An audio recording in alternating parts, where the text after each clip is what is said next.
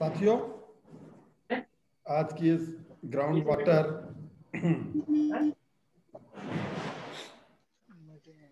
Committee की meeting में pollution and ground water आप लोगों का सबका बहुत बहुत स्वागत, हार्दिक अभिनंदन। साथियों, आज हमारे साथ डॉक्टर शशांक शेखर मिश्रा जी हैं, जो कि एक्सपर्ट हैं और कंसल्टेंट हैं पॉल्यूशन के और ग्राउंड वाटर एनओसीज वगैरह के लिए। आपका मैं आईआईए पूरे परिवार की ओर से बहुत बहुत स्वागत करता हूं, हार्दिक अभिनंदन करता हूं। Sir thank you sir. Shashank ji का वैसे तो मेरे पे जो आज इंट्रोडक्शन आया है, भाई 6 पेज का इंट्रोडक्शन है। अरे बहुत लंबा चौड़ा, बहुत आपके अचीवमेंट्स हैं सर लेकिन बिल्कुल शॉर्ट में 2 लाइन में अगर मैं बताना चाहूँ तो आप मैनेजिंग पार्टनर हैं messrs eco consultant services Lucknow के। जी। इसके अलावा 6 इंटरनेशनल एंड 7 नेशनल कॉन्फ्रेंसेस अब तक आप अटेंड कर चुके हैं। आपके 15 पेपर्स भी पब्लिश्ड हैं इंटरनेशनल और नेशनल जर्नल्स में, जो कि मतलब बेसिकली एनवायरनमेंट और इकोलॉजी पर ही से रिलेटेड है। जी। और आप कंसल्टेंसी भी प्रोवाइड कराते हैं, खासतौर से मतलब consent NOCs ECs from pollution control board, इसका layout from development authorities, mining plants, इन सब के लिए भी आप ये सारी चीजें करते हैं। ईटीपीज एसटीपीज वगैरह का ह्यूमन रिसोर्स प्रोवाइडर हैं आप। और अब तक मोर देन 250 कंसेंट्स और एनओसीज वगैरह आप अपने मतलब क्लाइंट्स को या इंडस्ट्रीज को दिलवा चुके हैं। ये एक छोटा सा बहुत ब्रीफ इंट्रोडक्शन है। बाकी इंट्रोडक्शन अगर मैं दिखाऊं तो देखिए आप, मेरे पे इतना बड़ा इंट्रोडक्शन है आपका।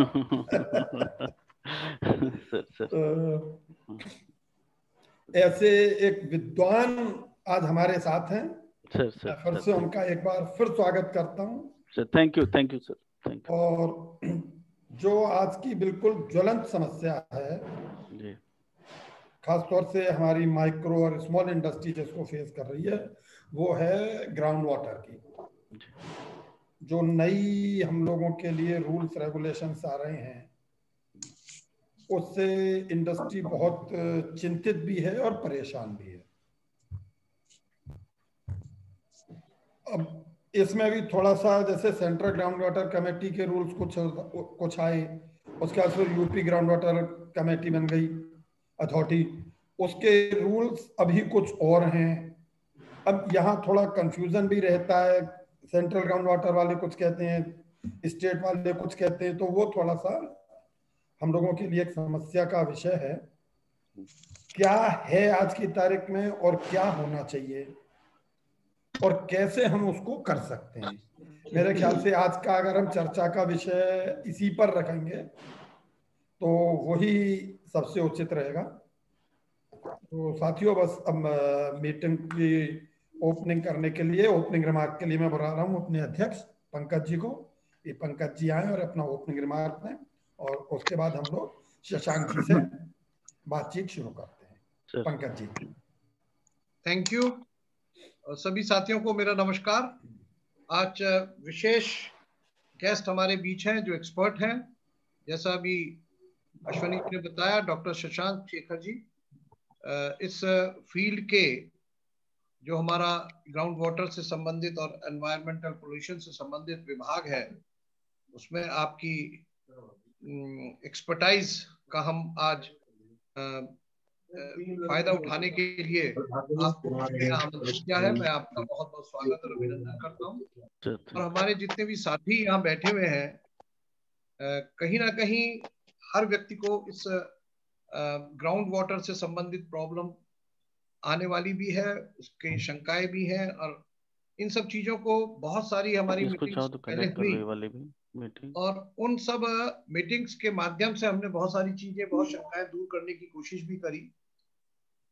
शासन के साथ भी हमारी कुछ मीटिंगें हुई और लास्ट में जब हमारी मीटिंग हुई तो निश्चित रूप से सेंट्रल ग्राउंड वाटर अथॉरिटी के अधिकारी डायरेक्टर साहब जो उत्तर प्रदेश में हैं, उनके साथ जब मीटिंग हुई तो उसमें बहुत से ऐसे पॉइंट थे जो ने तो रखे हुए थे, लेकिन यूपी गवर्नमेंट ने अपने इस विभाग में उन चीजों को समायोजित नहीं किया था।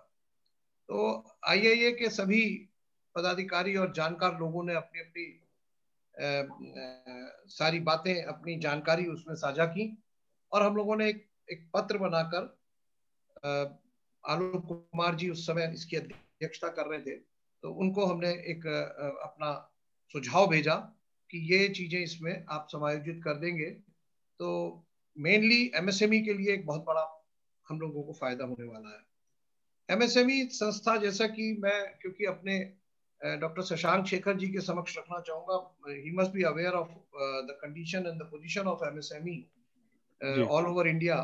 उत्तर प्रदेश में हम लोग क्योंकि काफी तेजी से काम कर रहे हैं, प्रदेश सरकार भी हमारे साथ जुड़ी हुई है और वो चाहती है कि ऐसे रेगुलेशंस, ऐसे रूल्स बन जाएं जिससे एमएसएमई के सामने जो तत्काल आने वाली समस्याएं हैं उसका समाधान हो सके। और इसी कड़ी में 2-3 मीटिंग जब हुई तो हम लोगों ने ये सुझाव दिया कि जो सेंट्रल ग्राउंड वाटर की रिकमेंडेशंस हैं, कम से कम वो जरूर इसके अंदर समायोजित कर ली जाए। जैसा कि एमएसएमई को 10 KL तक के पानी का इस्तेमाल, ग्राउंड वाटर एक्सट्रैक्शन की एनओसी लेने की आवश्यकता नहीं है, और बहुत सारी चीजें थी जो कि हम लोगों ने उन्हें सुझाव के रूप में दी थी। उसमें यह भी दिया था कि 10 KL से अलग अगर जो हमारे वर्कर्स काम कर रहे हैं हाथ पैर धोने के लिए, नहाने के लिए, प्लस जो ग्रीन बेल्ट हम लोगों को बनाई जा रही है उसमें पानी देने के लिए, उसको इससे इन एडिशन टू दिस रखा जाए, तो हम लोग प्रोत्साहित होके शायद उसके अंदर हम ज्यादा बागबानी और ज्यादा पेड़ लगा के और उनकी सिंचाई कर सकेंगे। तो ये कुछ बिंदु ऐसे रहे, और कुछ लोगों ने पूर्व में जो अपने एनओसी के लिए अप्लाई किया हुआ था उनको भी हमारा ये रिक्वेस्ट थी कि जो समय रहते हुए जिन्होंने सही समय पे अप्लाई कर दिया उसको कंसीडर किया जाए, चाहे वो सेंटर में करा हो या स्टेट में करा हो। तो कुछ ऐसे बिंदु हैं जो कि आज भी अनसुलझी पहेलियां बने हुए हैं। तो डॉक्टर शशांक से मेरी ये रिक्वेस्ट रहेगी, पहले तो क्योंकि आप इतने ज्ञानी इस विषय के हैं, तो इन चीजों को लेके आप हमारी शंकाओं को दूर करेगा, और साथ साथ हमारी जो अपनी एक एक्सपर्ट कमेटी है, मैं आमंत्रित करता हूं कि उसके आप सदस्य के रूप में, हमारे एक ऑनरेरी मेंबर के रूप में यदि आप बनते हैं तो हम समय समय पर आपसे इन चीजों की भी जानकारी लेते रहेंगे। तो इन शब्दों के साथ और बहुत सारे विषय होंगे। देखिए, एनवायरमेंटल प्रॉब्लम बेसिकली पूरे देश में है, चाहे वो एनसीआर रीजन हो, चाहे कहीं पे भी हम लोग चले जाएं, लेकिन कहीं ज्यादा है क्योंकि भौगोलिक स्थिति के हिसाब से उन चीजों की समस्याएं डिफरेंट हैं। और जैसा कि हमारे एनसीआर रीजन की मैं बात करना चाहूंगा, क्योंकि एनसीआर रीजन में एनजीटी बहुत स्ट्रिक्ट है एनवायरमेंटल पोल्यूशन, एयर पोल्यूशन को लेके और ग्राउंड वाटर के पोल्यूशन को लेके भी। संभवतः ये सबके नॉलेज में भी है, और ये एक बड़ा आने वाले समय में एक बड़ा कठिन समय आएगा कि वहां पर फ्यूल के रूप में सिर्फ गैस को अलाउ करने की बात चल रही है। Other type of fuel like coal, wood और जो भी इस तरह के बायोफ्यूल्स थे, उन सब पे इस समय रिस्ट्रिक्शंस लगा दी एनजीटी ने, अभी जबकि लागू पूरी तरह से नहीं हो पाई, और उनको पीएनजी के ऊपर लाने की उनकी मंशा है। तो हम लोग चाहते हैं कि पॉल्यूशन ना हो। हम लोग एक नागरिक के रूप में, एक शहरी के रूप में हम ये चाहते हैं हमारा शहर स्वच्छ रहे, लेकिन उसका सोल्यूशन किस प्रकार से निकले इस पे भी हमें चर्चा करने की आवश्यकता है। लेकिन आज क्योंकि ग्राउंड वाटर पे बेसिकली हम लोगों को चर्चा करनी है, तो क्योंकि आज मौका मिला है शशांक जी के साथ करने का, मैं उनसे रिक्वेस्ट ये करूंगा कि पहले तो हम ग्राउंड वाटर पे बात करें और किस किस तरह की हमारे रिस्ट्रिक्शंस आने वाली है, और उसके साथ साथ हमें आगे आने वाले इस एयर पोल्यूशन के ऊपर भी कुछ चर्चा जरूर करनी चाहिए। Definitely sir. आज का जो मेन फोकस रहेगा डेफिनेटली ग्राउंड वाटर का है, और सभी साथियों से मेरा अनुरोध है कि जब डॉक्टर शशांक अपनी बात खत्म कर लेंगे तो उनसे अपनी जो भी हमारी शंकाएं है वो साझा करेंगे और दूर कराने की कोशिश करेंगे। इन्हीं शब्दों के साथ मैं पुनः आप सभी का बहुत अभिवादन करता हूँ। Thank you very much. धन्यवाद अध्यक्ष जी। तो साथियों, जैसा अध्यक्ष जी ने बताया अभी हम लोग सबसे पहले ग्राउंड वाटर पर ही चर्चा कर लेते हैं और उसके बाद फिर एनवायरनमेंट के और पोल्यूशन के अगर टाइम बचता है तो और पॉइंट्स पर भी चर्चा करेंगे। वरना इस तरह की वेबिनार्स हम लोग रेगुलर कर ही रहे हैं। अगर आज की वेबिनार में ये संभव नहीं हुआ तो फिर हम लोग एक बार और अगले महीने में या उसके अगले महीने में एक मीटिंग फिर से करेंगे जिसमें हम ग्राउंड वाटर के अलावा पॉइंट्स पर भी डिस्कस कर सकते हैं। तो मैं अब सीधे सीधे ग्राउंड वाटर पर अपनी बात रखने के लिए आमंत्रित कर रहा हूँ डॉक्टर शशांक शेखर जी को। शशांक जी, आपका स्वागत है। Thank you sir, thank you. बस इतना चाहूंगा, एक आवाज आ रही है सर आप लोगों को? हाँ, आ रही है आवाज। सर बस इतना चाहूंगा कि कितना देर मुझे बोलना है, मतलब मैं बस बहुत ज्यादा तो नहीं, बट ये है कि मुझे बस एक समय मिल जाए कि आधा घंटा 1 घंटा या जो भी अपनी बातें रखनी है। फिर भी मैं अपनी कोशिश कर रहा हूँ कि आप लोगों को जनरल एक ब्रीफ पूरे एक्ट के विषय में दे दूं। और मेरे ख्याल से पंकज जी करीब अगर शशांक जी करीब 15-20 मिनट के लिए अपना प्रेजेंटेशन दें तो ज्यादा अच्छा रहेगा। बहुत ज्यादा डिटेल में हम लोग फिर डॉक्यूमेंट शेयर कर लेंगे आपस में और अपने मेंबर्स को कर देंगे। जो मेन बुलेट पॉइंट्स हैं वो आज हमारे सामने आप रखो। हाँ डॉक्टर शेखर, मेरी भी ये रिक्वेस्ट रहेगी। सर एक तो एमएसएमई कंसंट्रिक होना चाहिए वो, और आपके जो भी अनुभव हैं जो आप बुलेट पॉइंट के रूप में जैसा बता रहे हैं जी हम लोग करेंगे, फिर हम चर्चा करेंगे, फिर आप उसका जवाब दे सकते हैं। जी डेफिनेटली, ठीक है सर। तो सर स्क्रीन शेयर कर हो जाए जो है। हाँ ज्योत्सना स्क्रीन शेयर आपको जी को होस्ट बना दीजिए। जी आपका स्क्रीन अलाउड हो गया है, आप शेयर कर सकते हैं सर। एक यही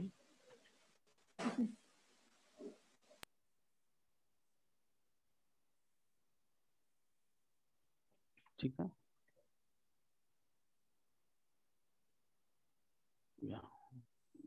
ठीक। आई होप सभी लोगों को स्क्रीन दिखाई दे रहा होगा। हाँ ठीक सर,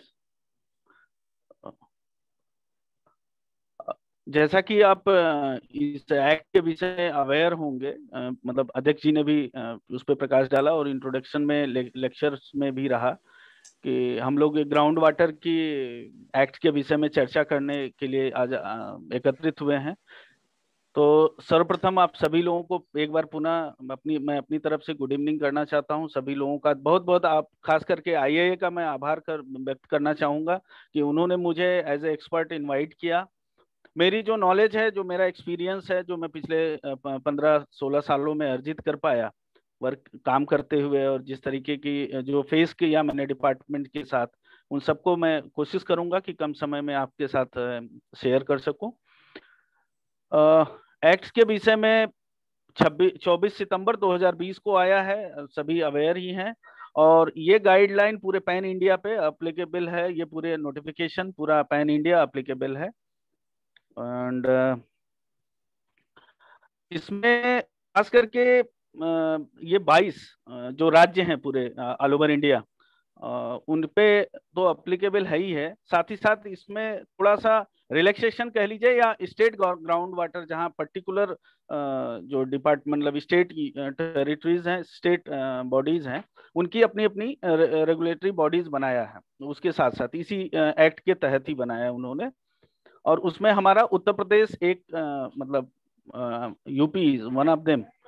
और सिर्फ ये इसलिए करा गया कि यहाँ काफी लार्ज नंबर ऑफ इंडस्ट्रीज थी, खास करके एमएसएमई काफी ग्रो कर रही हैं। जैसा आप लोग तो अवेयर ही हैं, क्योंकि आपका एसोसिएशन ही है, वर्क कर रहा है एमएसएमई के लिए।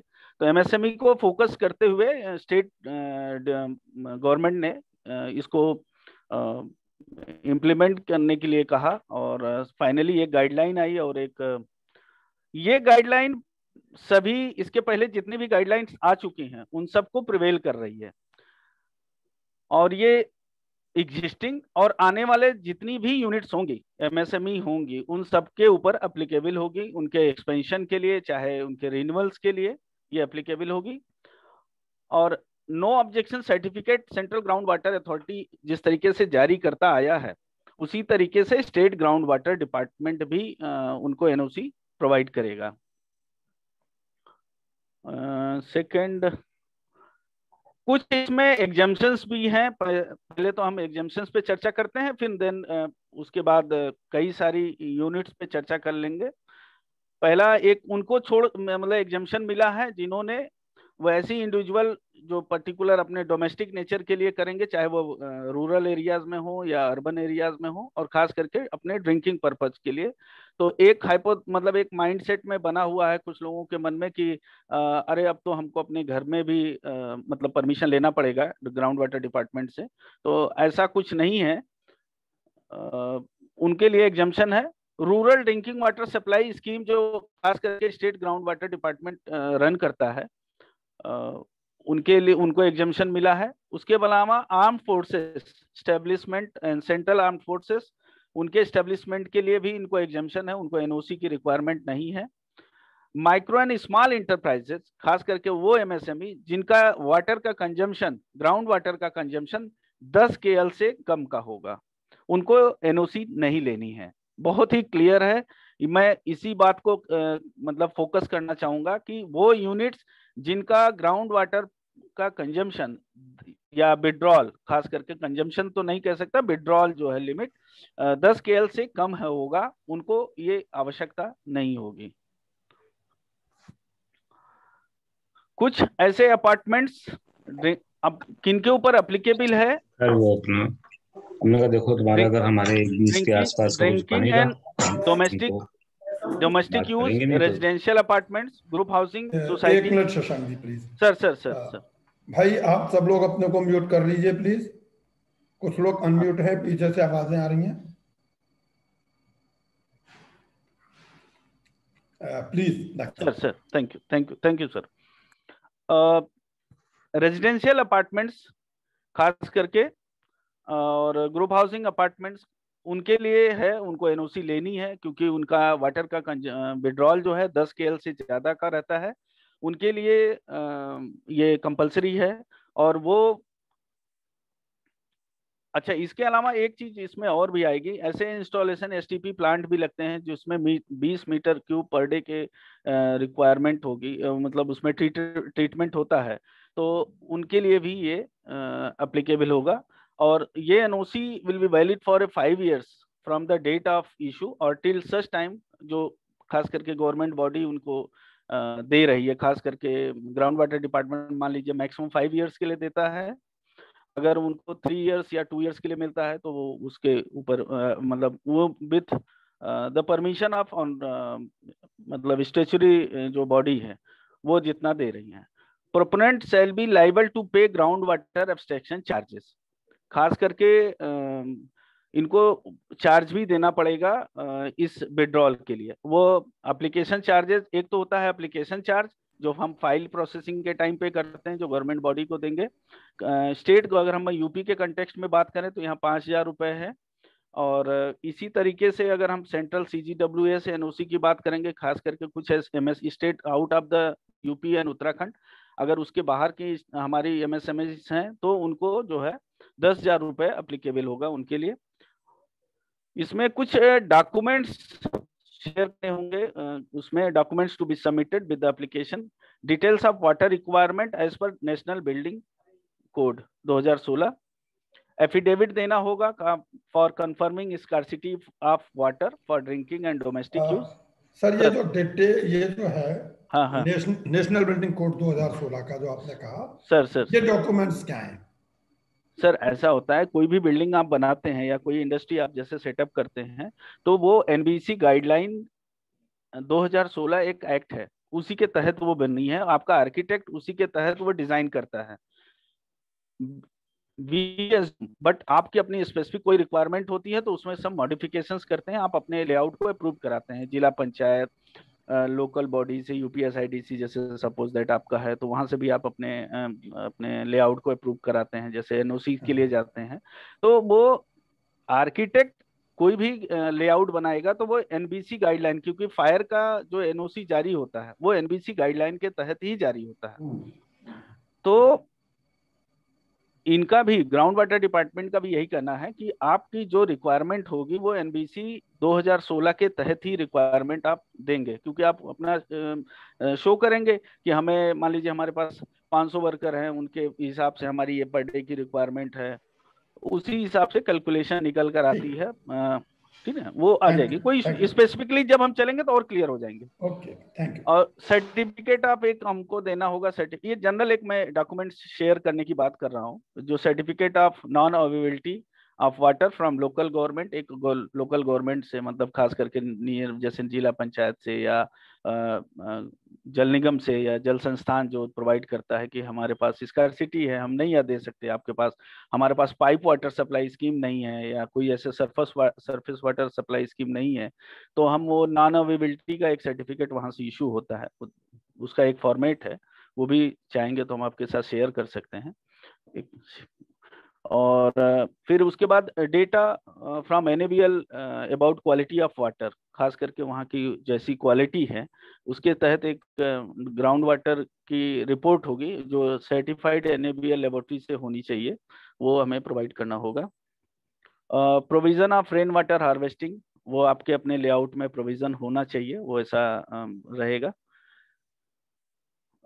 मेरे ख्याल से आजकल जितने भी स्ट्रक्चर्स आर्किटेक्ट्स डिजाइन कर रहे हैं वो सब में रेन वाटर हार्वेस्टिंग स्ट्रक्चर वो प्रोवाइड करते हैं, कर रहे होते हैं, तो ये ऐसा कोई ऐसा डॉक्यूमेंट नहीं है जो प्रोवाइड ना किया जा सके, सभी के लिए मतलब इजी गोइंग रहेगा। एग्रीकल्चर सेक्टर के लिए अलग से है, अगर आप कहें तो उस पर भी डिस्कस कर सकते हैं, वैसे मुझे नहीं लगता आगे बढ़ सकता हूं मैं सर। कमर्शियल यूज में खास करके availability of ground water should be assessed before granting NOC to new major industries, खास करके annual water audit report should be made compulsory for commercial entities. Industrial use में अब आते हैं sir. NOC for ground water extraction shall be granted to industry only on these conditions. कुछ condition बनाया है sir इन्होंने, ग्राउंड वाटर डिपार्टमेंट ने show करा है, where local government unable to supply adequate water, मतलब जब जैसे जल संस्थान की हम अभी चर्चा कर रहे थे कि वो अगर सप्लाई देने में नहीं सक्षम है तभी आपको एनओसी मिलेगी। अगर वो सप्लाई दे सकता है सरफेस वाटर से, आपको कहीं से या लोकल बॉडी आपको सप्लाई दे रही, भले वो ग्राउंड वाटर ले रही हो, तो आपको एनओसी की जरूरत नहीं पड़ेगी। Industry should adopt alternative model for reducing dependence over ground water. खास करके इस एक्ट को लाने के पीछे एक और मकसद था कि उनको मतलब इंडस्ट्री को फोकस करना कि जहां तक हो सके वो इसको अवॉइड करें, ग्राउंड वाटर को यूज ना करें, क्योंकि उसकी इसका मतलब बहुत ज्यादा अवेलेबिलिटी है नहीं, तो जितना है उसी में से हम ले रहे हैं, वो फिर हमारा इवापोरेट हो जाएगा या कंज्यूम हो जा रहा है और अल्टीमेटली वो हमारे सरफेस वाटर बॉडी में जाके मिल रहा है, तो हमारी जो ग्राउंड वाटर की स्कार्सिटी है वो बढ़ती जा रही है। इसी को फोकस करते हुए किया था। और all industry should undergo water audit, इसमें जाना चाहिए, सभी को अपनी वाटर ऑडिट भी करानी चाहिए, उससे उनके कई सारे मतलब स्पेशली अगर मैं कहूँ तो बहुत ही फायदे होते हैं अगर वाटर ऑडिट कराते हैं, तो उस पे भी हम अलग से चर्चा कर सकते हैं।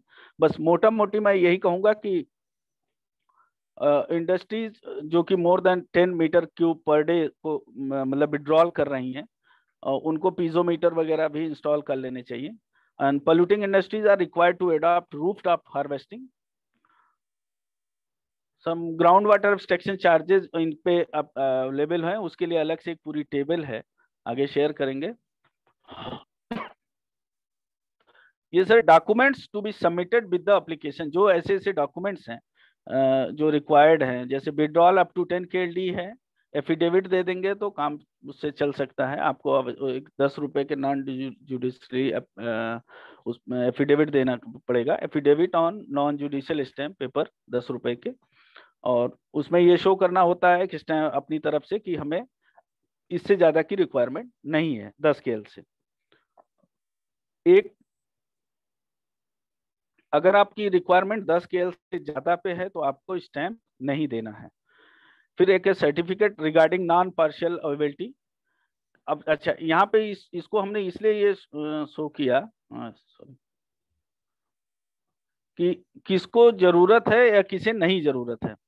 खास करके certificate regarding non oblique partial availability of fresh water treated waste water supply from the local government water supply agency.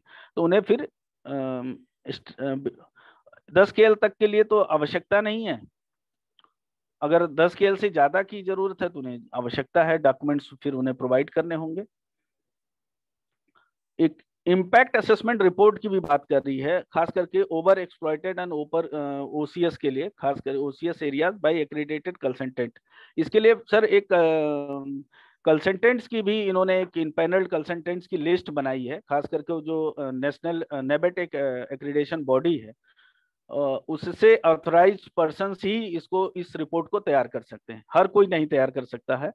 Specially वो एक्रेडिटेड कंसल्टेंट्स होंगे जो इस पूरी रिपोर्ट को तैयार करेंगे। MSME सर्टिफिकेट चाहिए होगा, 10 KL तक तो एग्जाम्प्ट है, बट 10 KL से ज्यादा अगर विड्रॉल है तो उन्हें MSME सर्टिफिकेट चाहिए, कंपलसरी है। And affidavit in case of drinking domestic green belt over exploited area को, तो उनके लिए भी जरूरी है ये फिर इंडस्ट्रीज अदर देन MSME। अगर MSME नहीं भी है और अगर वो ओवर एक्सप्लॉइटेड एरिया में आ रहे हैं तो उनके लिए एफिडेविट कंपलसरी है, उन्हें देना होगा, भले ही वो 1 KL भी पानी विड्रॉ कर रहे होंगे। और उसके अलावा approval from wetland authority in case of project area falling in wetland zone. और अगर ऐसा कोई प्रोजेक्ट आता है आपका MSME का जो कि वेटलैंड जोन में आ रहा हो तो उससे भी इसकी जरूरत होगी। माइनिंग प्रोजेक्ट्स के लिए भी जरूरी है, अगर कोई ऐसे आपके हमारे IA के कोई ऐसे मेंबर्स हैं तो जो माइनिंग एक्टिविटी में इन्वॉल्व हैं या वो करना चाहते हैं तो उनके लिए भी ये प्रोजेक्ट्स जरूरी, मतलब उनके लिए भी NOC जरूरी है और उनके लिए भी अलग अलग से डॉक्यूमेंट्स की कंडीशन है और लगभग डॉक्यूमेंट सेम है। खास करके फिर ये इंफ्रास्ट्रक्चर प्रोजेक्ट्स और ये इंफ्रास्ट्रक्चर प्रोजेक्ट्स में भी सेम डॉक्यूमेंट्स की रिक्वायरमेंट होती है। इंफ्रास्ट्रक्चर प्रोजेक्ट में भी डॉक्यूमेंट्स जो लगेंगे वो NBC गाइडलाइन के तहत ही लगेंगे, भले ही वो 10 KL तक के हों, 10 KL से ज्यादा की रिक्वायरमेंट है तब भी। एक मिनट, बात आ रही थी, एक मन में आप लोगों के आ रहा होगा कि इतने एप्लीकेशंस के साथ साथ कुछ चार्जेस भी पड़ेंगे। वो चार्जेस यही है कि हम उन MSME को ग्राउंड, खास करके हम MSME पे फोकस करें तो ground water restoration charges should be levied on MSME for drawing water in over exploited assessment units खास करके, and 50% rebate can be claimed by existing industry. अगर कोई ऐसी इंडस्ट्री जो एग्जिस्ट कर रही है अभी MSME है उसको 50% का रिबेट मिलेगा। Infrastructure units and mining projects which have installed और कंस्ट्रक्टेड आर्टिफिशियल रिचार्ज स्ट्रक्चर, अगर आप लोग अपने यहाँ रेन वाटर हार्वेस्टिंग स्ट्रक्चर्स भी इंस्टॉल करेंगे तो उस पर भी रिबेट मिल जाएगा, जो आपको फीस प्रोवाइड मतलब डिपार्टमेंट को सबमिट करनी है, 50% का रिबेट मिलेगा। Revenue generated from water abstraction restoration charges shall be used for suitable demand public supply side interventions। ये सर कुछ फिगर्स हैं quantum of ground water withdrawal पे 0 to 25 metre cube per month में कोई चार्ज नहीं लगेगा, आप लोगों को कोई पैसे पे नहीं करने हैं। एप्लीकेशन फीस के अलावा एप्लीकेशन फीस सर यूपी में 5,000 रुपए है, यूपी के बाहर 10,000 रुपए है। खास करके सेंट्रल गवर्नमेंट की अपनी जो CGWA की एप्लीकेबिलिटी जहां पे इस एक्ट के तहत है, नए जो मॉडिफिकेशंस आए हैं, आपकी रिक्वायरमेंट अगर 26 से 50 मीटर क्यूब पर मंथ है, ये सारे फिगर सर पर मंथ की हैं, वो 1 रुपए पर मीटर क्यूब ये चार्ज होगा, आपको पे करना होगा और वो ग्राउंड वाटर डिपार्टमेंट आपसे इसको जमा करा सकता है, जमा कराता ही है नॉर्मली। अभी तक जितने भी एप्लीकेशंस हमने अभी करी हैं उसमें से एक अभी रिसेंट जो जारी हुई है उसमें पहले तो डिपार्टमेंट ने उनसे अभी लेटेस्ट प्रिंट ले आई आज ही फॉर्चुनेटली सर, आज एक नई एक NOC हमने अभी उत्तराखंड में जारी कराई है और उसमें उन्होंने पहले तो फीस जमा करा ली और फिर उनको एनओसी प्रोवाइड की है more than 50 metre cube per month पे, और ये 2 रुपए चार्ज उनको देने होंगे। इसमें सर कुछ ऐसे यूनिट्स भी हैं जो टैंकर वाटर सप्लाई करती हैं, उनको भी मतलब उसके अकॉर्डिंग डिपेंड करता है किस जोन में आ रहा है उनका एरिया जहां पर वो सप्लाई देना चाहते हैं, उन पे भी रेट आइडेंटिफाइड मतलब क्लियर कट है। सेफ है तो 10 रुपए मीटर क्यूब रिक्वायर मतलब पे करना होगा। सेमी क्रिटिकल, क्रिटिकल इस तरीके की जो कैटेगरी ग्राउंड वाटर डिपार्टमेंट ने आइडेंटिफाई की हुई है, उन्हीं के आधार पे चार्जेस ले रहे हैं। कुछ abstraction of saline ground water, ऐसी भी कई ऐसा यूनिट्स आ सकता है जहाँ पे सलाइन वाटर भी हो। तो industries located in over exploited area extracting saline ground water shall be exempted from paying ground water obstruction charge, वो उनको एग्जेम्प्ट किया है पे करने से। And list of such assessment units having saline ground water at all depth will be made available by CGWA on their website. Protection of wetland areas, wetland को इन्होंने protect करने के लिए project falling within 500 metres of demarcated wetland area shall mandatorily submit proposal that water extraction by proponent does affect the wetland area. Prior approval of wetland authorities are must to be established any project in the area. अगर कोई आपका project wetland area में आ रहा है तो it must be taken prior approval from the wetland authority. कुछ general compliance conditions हैं after getting NOC, जो कंप्लायंस सबमिट करनी पड़ेंगी। Installation of digital water flow meter having telemetry system and एक सेकंड शशांक जी, मैं थोड़ा इंटरप्ट कर रहा हूँ आपको। सर थोड़ा सा इसमें जो 2-4 मेन हम लोगों ने ये सब तो पढ़ चुके हैं ऑलरेडी जो उनकी वेबसाइट पे है। सर 2-4 जो बुलेट पॉइंट्स हैं वो आप बता दो, और बाकी हम लोग फिर उसके आगे डिस्कशन में ले आएंगे इसको। अच्छा ठीक है। नहीं ये सर लगभग जनरल कंडीशन कंप्लायंस तो बाद में आ जाएंगी, कोई इशू नहीं है, इसको हम आगे बढ़ सकते हैं इसमें यहाँ पे। और जनरल मॉनिटरिंग कंप्लायंस वही जैसे एनओसी जारी हो गई तो उस पे फिर आपको कंप्लायंस सर्टिफिकेट सबमिट करो, है ना। और रिन्यूअल उसके बाद सर रिन्यूअल है, रिन्यूअल भी आप मतलब जितने पीरियड के लिए आपको एनओसी मिली और उसके बाद फिर आपको रिन्यूअल उसको कराना पड़ेगा। एंड ये कुछ चार्जेस अदर उसमें क्रिटिकल और सेमी क्रिटिकल और एरियाज के लिए भी इन्होंने दे रखा है, और कितने समय के लिए एनओसी मिलेगी ये एक पीरियड है। अब ये तो डिपेंड करेगा, हमारे सभी मेंबर्स अलग अलग एरियाज में आते होंगे, कोई क्रिटिकल में आता होगा, कोई सेमी क्रिटिकल में, कोई सेफ में भी आ रहे होंगे। और ओवर एक्सप्लॉइटेड ऑल यूजर्स इन ओवर एक्सप्लॉइटेड एरिया, उनको मैक्सिमम 2 साल के लिए सर एनओसी दी जाएगी। मुझे लगता है कि ये रहेगा। क्रिटिकल एरियाज में भी infrastructure project for drinking and domestic use and urban water supply agency को 5 साल के लिए, इंडस्ट्रीज के लिए भी 3 साल के लिए मिलेगा सर, इस क्रिटिकल, सेमी क्रिटिकल और सेफ में। तो मैं इंडस्ट्री पे फोकस करूं तो 3 साल की एनओसी में हम एज्यूम कर सकते हैं कि हमारे सभी मेंबर्स को वो 3 साल की मतलब एनओसी मिल सकती है। अगर ज्यादातर ओवर एक्सप्लॉइटेड में हो सकता है कोई यूनिट ऐसी आ रही हो जो ओवर एक्सप्लॉइटेड में हो, तो उसको मैक्सिमम जो है 2 साल के लिए एनओसी मिल जाएगी। एक्सटेंशन ऑफ एनओसी को उसमें मतलब वही है कि एक्सटेंशन भी मिल सकता है। Extension granted for term of 2 years in case any failure proponent has to apply afresh for a new NOC and सब देयर आर सम पेनाल्टी है गवर्नमेंट ने जो इम्पोज मतलब इस एक्ट में इम्पोज किया हुआ है। आप अगर आप नहीं लगाते हो तो 2 लाख रुपए का पेनाल्टी है सर, अगर आप डिजिटल फ्लो वाटर मीटर नहीं लगाते हैं, अगर आपने एनओसी लिया है। और नॉन फंक्शनल स्ट्रक्चर्स अगर है, डिफंक्ट एबेंडेंड स्ट्रक्चर्स है, उन सब पे भी तो अथॉरिटी ने मतलब हैवी पेनाल्टी की प्रोविजंस किए हुए हैं। सो मैं अभी सभी मेंबर से मतलब यही रिक्वेस्ट करूंगा कि एटलीस्ट एप्लीकेशन फाइल मतलब करें, और ताकि एक तो पेनाल्टी से हम बच सकेंगे।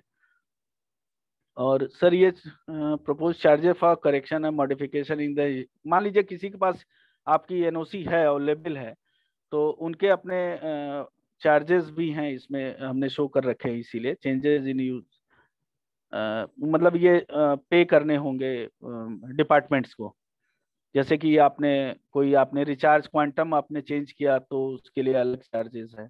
चेंज इन फर्म का नाम बदल लिया तो अलग चार्ज है। ठीक है सर। और ये एप्लीकेशन CGWA की एप्लीकेशन हैं, ये आप लगभग अवेयर हैं। ये लिस्ट ऑफ इंडस्ट्रीज हैं सर, जो जिनके लिए अभी हम ज्यादातर वर्क कर रहे हैं। और साथ ही साथ एक आज हमने सर लेटेस्ट है, ये अभी जारी हुई है उत्तराखंड की एक NOC, अभी मैं आप लोगों की मतलब नॉलेज में लाना चाहता हूँ। आज ही हमारे पास ये मतलब हम लोग ने इस पे काफी दिनों से वर्क कर रहे थे, और ये रिसेंट NOC कह सकते हैं आफ्टर मतलब जो एक्ट आया उसके बाद की। इसके अलावा sir state ground water department ने भी एप्लीकेशंस अट्रैक्ट करी हैं, खास करके यूपी गवर्नमेंट ने, यूपी ग्राउंड वाटर डिपार्टमेंट ने, और हमने भी उसमें भी करीब 35 एप्लीकेशंस फाइल करी हुई हैं। तो मोटा मोटी जो डॉक्यूमेंट्स हमने शेयर किया था आपसे अभी प्रीवियस स्लाइड्स में, उन डॉक्यूमेंट्स के बेसिस पे हम अप्लाई कर सकते हैं। वेरी मतलब बहुत ही आसान है, कोई बहुत ही टफ नहीं है। कुछ चीज़ों को एक्ट के मतलब हाँ थोड़ी सी प्रॉब्लम आती है वेबसाइट की मतलब फीलिंग में, अगर आपने डॉक्यूमेंट्स प्रॉपर नहीं है या प्रॉपर उस पर स्टडी नहीं करा है तो वो फिर गलत हो जा रहा है, उस पर कई क्वेरी लग के फिर वो वापस कर दे रहा है। तो this is all about the presentation. और अगर आप लोगों के कुछ जो क्वेश्चंस हो आप पूछें तो मैं मतलब उसको फिर क्लियरली और बता सकूंगा। थैंक यू मेरी तरफ से सर। Thank you Shashank ji. Sir thank you. Jyotsna इसको हटा दीजिए आप स्क्रीन को। हाँ सर। दोस्तों शशांक जी ने अभी काफ़ी इम्पोर्टेंट हम लोगों को पॉइंट्स डिस्कस करे ग्राउंड वाटर से रिलेटेड, स्पेशली NOC वगैरह जो हमको लेने हैं या किसको नहीं लेने हैं। इसमें जैसे एक चीज़ तो थी कि जो आपने जैसे कहा कि CGWA और UP का जो अपना ग्राउंड वाटर अथॉरिटी है सर जैसे यूपी की ग्राउंड वाटर अथॉरिटी में अभी 10 KLD की लिमिट डिक्लेयर्ड नहीं है, और उसमें आप कह रहे हैं कि वो पैन इंडिया पर एप्लीकेबल है। हाँ सर अगर वो एप्लीकेबल है तो उस केस में मैं अभी एक दो बातें कर रहा हूँ, फिर हम लोग और भी आगे बात करेंगे। जी। तो मतलब अब ये दो अथॉरिटीज में अगर रूल्स अलग अलग होंगे तो यूपी की इंडस्ट्री के ऊपर क्या एप्लीकेबल होगा? यूपी हम में लोग तो यहाँ पर बड़ा कंफ्यूजिंग है थोड़ा सा। नहीं सर बहुत ही क्लियर है। यूपी ग्राउंड वाटर अथॉरिटी या यूपी ग्राउंड वाटर डिपार्टमेंट का जो मतलब एक्ट है वही एप्लीकेबल है। आप अगर वो एप्लीकेबल है तो 10 KLD वाली बात फिर नहीं आती है। 6 बैक करो, सही नंबर डालो, सॉरी।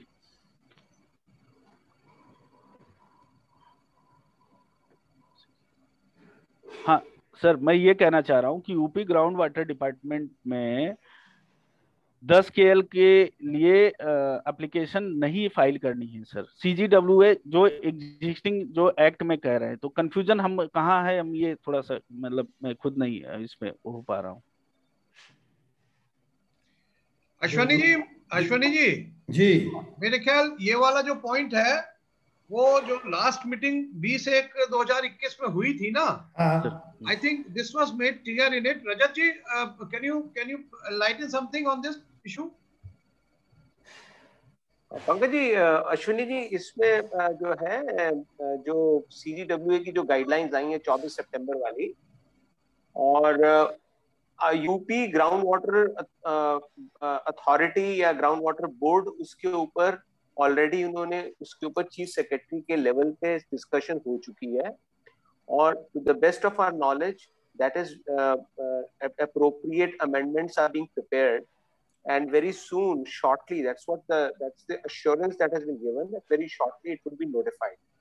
तो जैसे ही वो नोटिफिकेशन आ जाएगी तो उसके बाद ये सारी चीजें क्लियर हो जाएंगी, एप्लीकेबल हो जाएंगी, एप्लीकेबल हो जाएंगी। एग्जैक्टली। बट लेकिन देयर अभी इज नहीं, उसको फॉरगेट इट, अभी आपके पीछे कोई नहीं आने वाला, because there is very clear understanding at the government level that they would be doing everything exactly in conformity with whatever CGWA guidelines are. So there's nobody is going to actually get after you unless किसी का कोई notorious objective हो, तो बात दूसरी है, but otherwise there is nothing like this. बल्कि I'll go one step ahead and just caution कि हमारे CGWA, हमारा जो यूपी ग्राउंड वाटर एक्ट है, उसके अंदर बहुत ज्यादा यूपी पोल्यूशन कंट्रोल बोर्ड को लेके बहुत बातें हो रही हैं बार बार, कि यूपी पोल्यूशन कंट्रोल बोर्ड भी, उसने भी अपनी जो एनओसीज हैं वो उसके साथ लिंक कर दी हैं, जबकि CGWA गाइडलाइंस के अंदर ऐसी कोई प्रोविजन नहीं। अभी कानपुर चैप्टर से अगर हमारे साथ कुछ लोग जुड़े होंगे तो वो जरूर इस बात पे ऊपर शायद रोशनी डालना चाहेंगे कि पिछले महीने उन्होंने एक एडिशनल सेक्रेटरी जल अपना क्या नाम है आपका, जल शक्ति मंत्रालय के साथ बात करी थी, एक वेबिनार हुआ था, उसमें एडिशनल सेक्रेटरी साहब जुड़े हुए थे। And interestingly you know what, उस वेबिनार को मैं बड़े ध्यान से देख रहा था। I did not personally participate in that, but very interesting observation was, which everybody, all of you would like to know, कि एडिशनल अथॉरिटी को, वो एडिशनल सेक्रेटरी को बार बार हमारे यूपी के आईएएस अधिकारी, यहाँ तक के कानपुर के डीएम और सीजीडब्ल्यूए बोर्ड के चेयरमैन, ये उनको बार बार इस बात को कह रहे थे कि साहब ये इसको ना पोल्यूशन को भी इसके साथ जोड़ दिया जाए, हमारे को पोल्यूशन के इश्यूज बहुत ज्यादा सॉल्व हो जाएंगे। कहने का मतलब कि हमारी जो यूपी की ब्यूरोक्रेसी है, that appears to be going overboard in its coercive approach. वो ऐसे लग रहा है कि they are using this CGWA guidelines, और जो भी पिछली थी और जो अब आई हैं, they want to utilize this to strangulate the freedom of industry, कि इसको हम यूज करके सभी कुछ बंद करवा दें। मतलब उनका बस चले, पहले तो देखिए पोल्यूशन कंट्रोल वाला यूज करके हमारे पावर कनेक्शंस डिस्कनेक्ट करवाते थे, एक बहुत कॉमन इश्यू होता था। अब ये एक नई चीज आई है, इसको लेके हम लोगों को again we'll have to let this clarification come, या नोटिफिकेशन हो जाए, उसके बाद हम लोग को इसमें बहुत we'll have to systematically approach government कि ये कोर्सिव मेथड के साथ आप करेंगे तो हम लोग रोज फंसे रहेंगे किसी ना किसी बात को लेके, कि आज पानी का मसला है तो मेरा आप पोल्यूशन रोक दीजिए, कल को कुछ होगा तो मेरा बिजली काट दीजिए। इस तरह से नहीं चलना चाहिए। इसके ऊपर भी हम लोग को थोड़ा सा we'll discuss on this letter on. हाँ नहीं रजत जी बिल्कुल ठीक है, क्योंकि कुछ चीजें ऐसी और हैं जो कि हमें इस क्लियरिफिकेशन इसमें हमें लेना भी पड़ेगा। लेकिन जो मेरा अपना मानना है, मेरे ख्याल डॉक्टर शशांक इसके ऊपर थोड़ा सा प्रकाश डालें सर, कि 20/1/2021 को जो मुख्य सचिव के उत्तर प्रदेश के जो अध्यक्षता में जो मीटिंग हुई थी, उसमें कुछ ऐसे बिंदु सामने आए हैं जिससे ये इंडिकेशन है कि वो CGWA के गाइडलाइंस को भी साथ में लेके चलेंगे, और जितनी जो हमें वहां से सहूलियत मिल रही है वो तो कम से कम देंगे, और उसके अलावा भी बहुत सारी चीजें और हमें मिलने वाली हैं। तो इस पेपर को भी हमें स्टडी करना पड़ेगा डॉक्टर शशांक, और उसके ऊपर हम लोग थोड़ा सा क्लैरिफिकेशन, और हम गवर्नमेंट से भी कुछ चीजें ऐसी होंगी जो उसमें नहीं होगी, तो we can seek for the थोड़ा हमें सहूलियत मिल जाए, इसके लिए भी हम रिप्रेजेंटेशन दे सकते हैं। सर रिप्रेजेंटेशन देना भी चाहिए। एंड अर्लियर मतलब मैं मनमोहन सर से मैं मतलब डिस्कस भी मैंने किया था कि अगर आप चाहें तो मैं आपको असिस्ट कर सकता हूं at the time of meeting. तो ही सेड कि चलो ठीक है, देखते हैं अगर कोई ऐसी बात बनती है तो मतलब जब आप हमारे एक्सपर्ट पैनल में होंगे तो हम तो आपसे समय समय पर लेंगे ही फिर तो। सर डेफिनेटली इसीलिए मैं कह रहा हूँ सर। मनमोहन जी ने डिक्लेयर नहीं करा था, मैंने इसलिए मनमोहन जी से कहूंगा कि आज डिक्लेयर कर दीजिए इनको। Doctor Shashank is our expert team member. नहीं Pankaj ji, he is already on our website. अच्छा, अरे वाह, तो फिर तो और भी अच्छा है। बहुत दिन बाद बुलाया फिर आपने शशांक जी को। Already on our website. Sir definitely मैं आप लोगों के लिए, चाहे वो पोल्यूशन का मैटर हो या ग्राउंड वाटर की बात हो, खास करके एनओसीज की, तो दोनों ही मैं मतलब जो मेरा एक्सपीरियंस है 15-20 सालों का, चाहे हर लेवल पे है सर, मतलब हर तरीके से, और मैं अपनी मतलब सर्विसेज देने के लिए तैयार हूँ विदाउट एनी मतलब पेनी।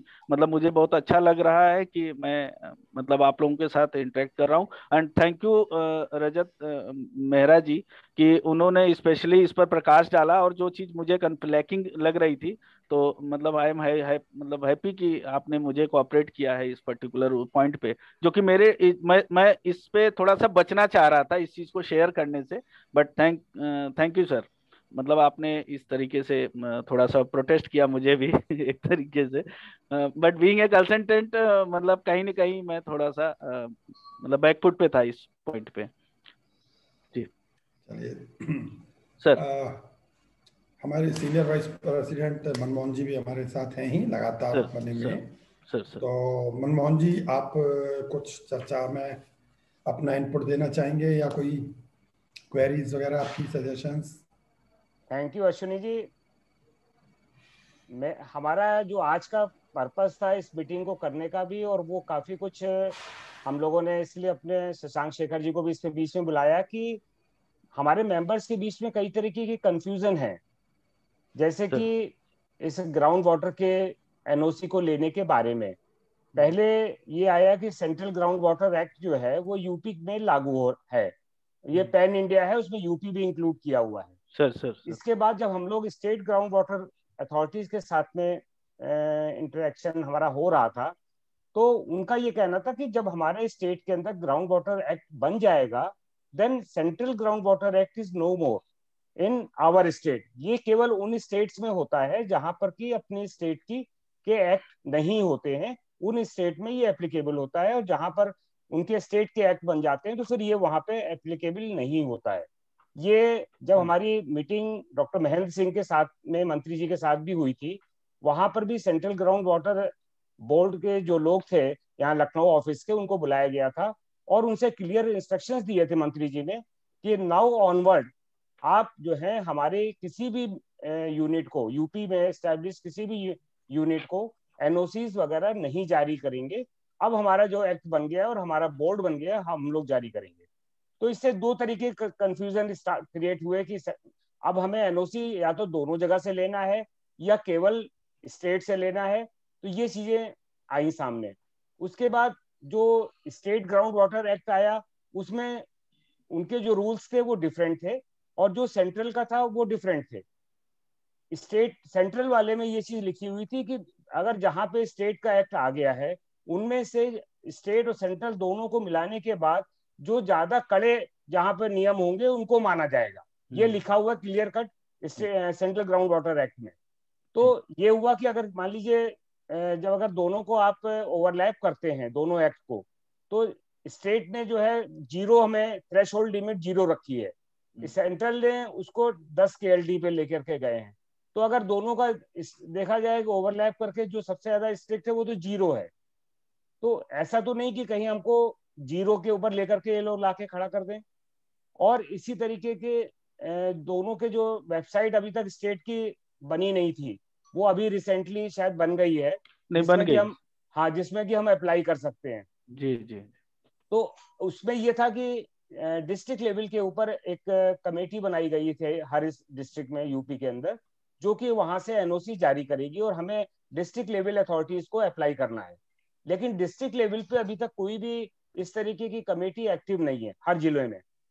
तो इस तरीके की अभी चीजें बड़ी क्लियरिटी नहीं है, बहुत ज्यादा हेजीनेस है अभी दोनों चीजों को लेकर के, सेंट्रल और स्टेट। जैसे आपने भी शुरू करा अपना प्रेजेंटेशन, वो सेंट्रल ग्राउंड वाटर अथॉरिटी के स्पेसिफिक। हाँ एक्ट को लेकर के किया, सर जबकि स्टेट गवर्नमेंट का कहना है कि वो एक्ट हमारे स्टेट में अभी एप्लीकेबल अब नहीं रह गया है।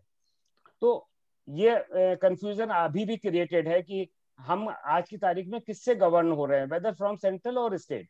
अभी जो जैसे अभी अध्यक्ष जी ने बात करी कि चीफ सेक्रेटरी साहब की जो अध्यक्षता में मीटिंग हुई थी 20 जनवरी को लखनऊ में, उसमें भी ये हुआ था कि सेंट्रल में कुछ हम लोगों ने छूट दी हुई है, जैसे कि जो नोटिफाइड एरियाज हैं वहां पर नई एमएसएमईज को सेंट्रल ग्राउंड वाटर एक्ट में परमिशन देने की बात कही गई है, जबकि स्टेट में उन्होंने नहीं कही है।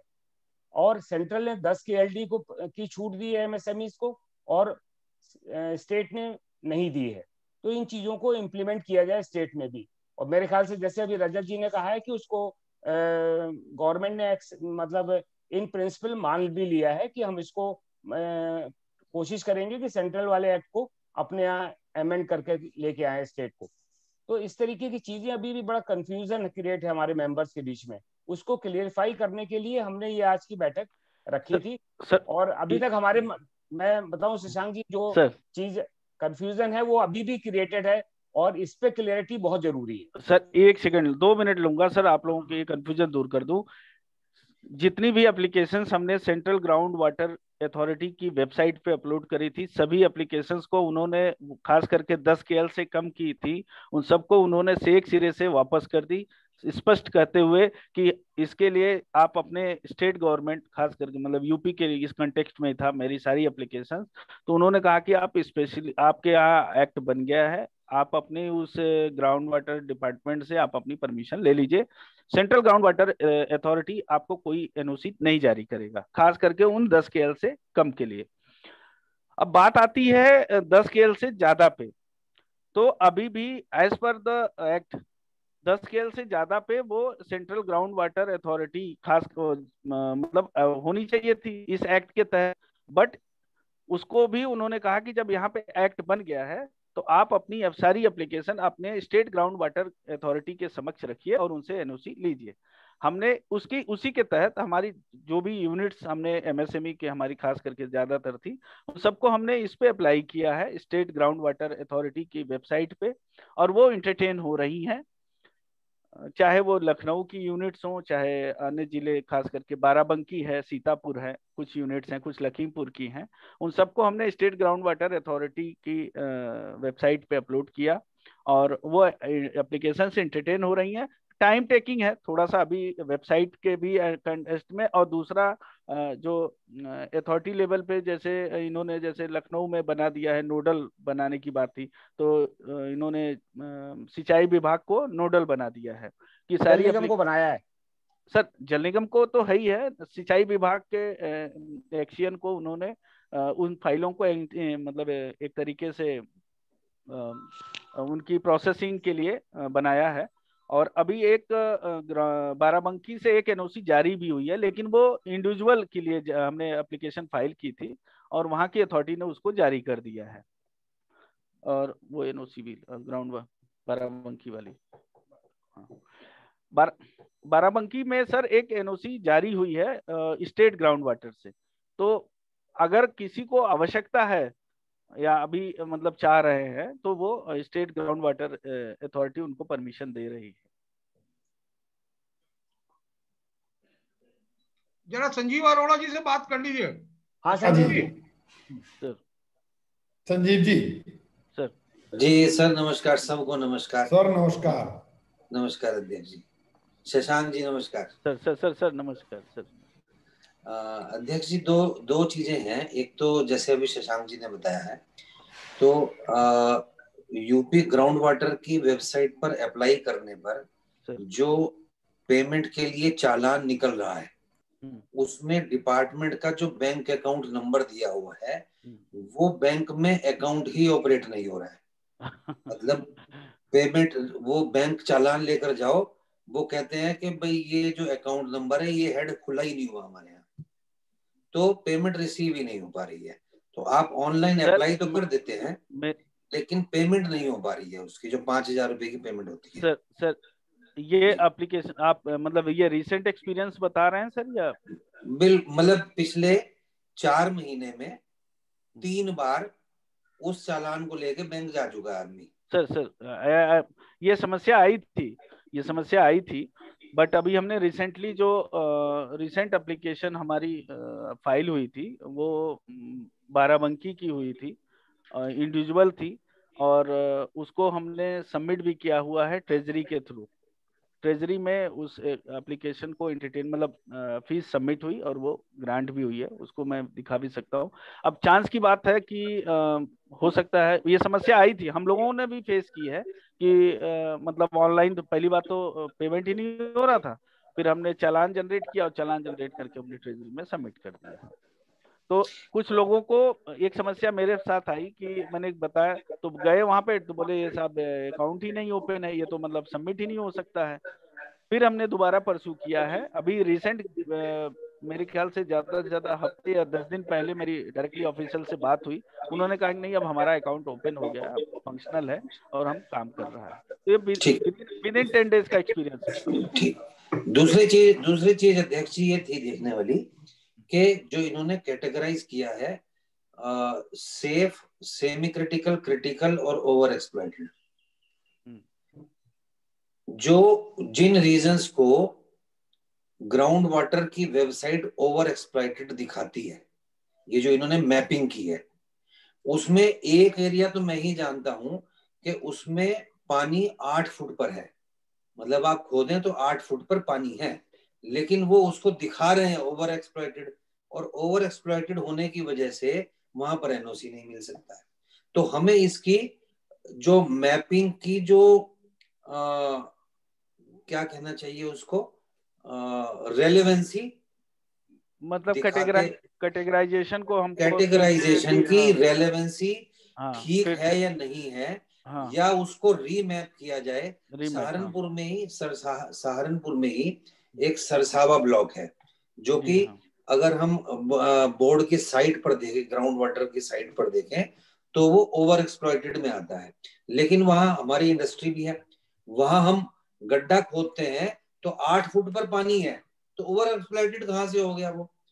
संजीव जी, इसमें मेरा ये सोचना है आईआईए की तरफ से हम ऐसे कुछ जो भी हमें मिले 2, 4, 6 जो भी मिल जाते हैं कि जो गलत तरीके से नोटिफाइड है या चिन्हित किए गए हैं, उनके बारे में हम लिखित में भेजें वहां पे।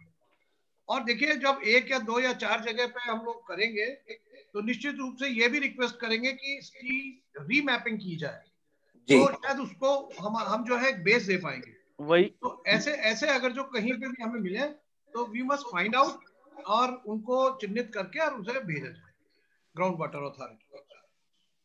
जी शशांक जी आप कुछ बताएंगे इस बारे में? सर मैं उस बारे में यही कहना चाहूंगा कि रीमैपिंग या मतलब फिर से उनको कैटेगराइजेशन के लिए जो है एक एप्लीकेशन या रिप्रेजेंटेशन अपनी तरफ से जाना चाहिए, खास करके जैसा अध्यक्ष जी ने कहा कि 4-6 नाम देकर, जैसे अभी सर यहाँ पे चिन्हट में भी इंडस्ट्रियल एरिया में मतलब उसको भी ओवर एक्सप्लॉइटेड वही ब्लॉक में डाला हुआ है, और वहीं पे जस्ट बाउंड्री बाराबंकी के डिस्ट्रिक्ट में अगर देखा जाए तो वो ओई में नहीं आता और मार्जिन जो है बहुत ही कम है।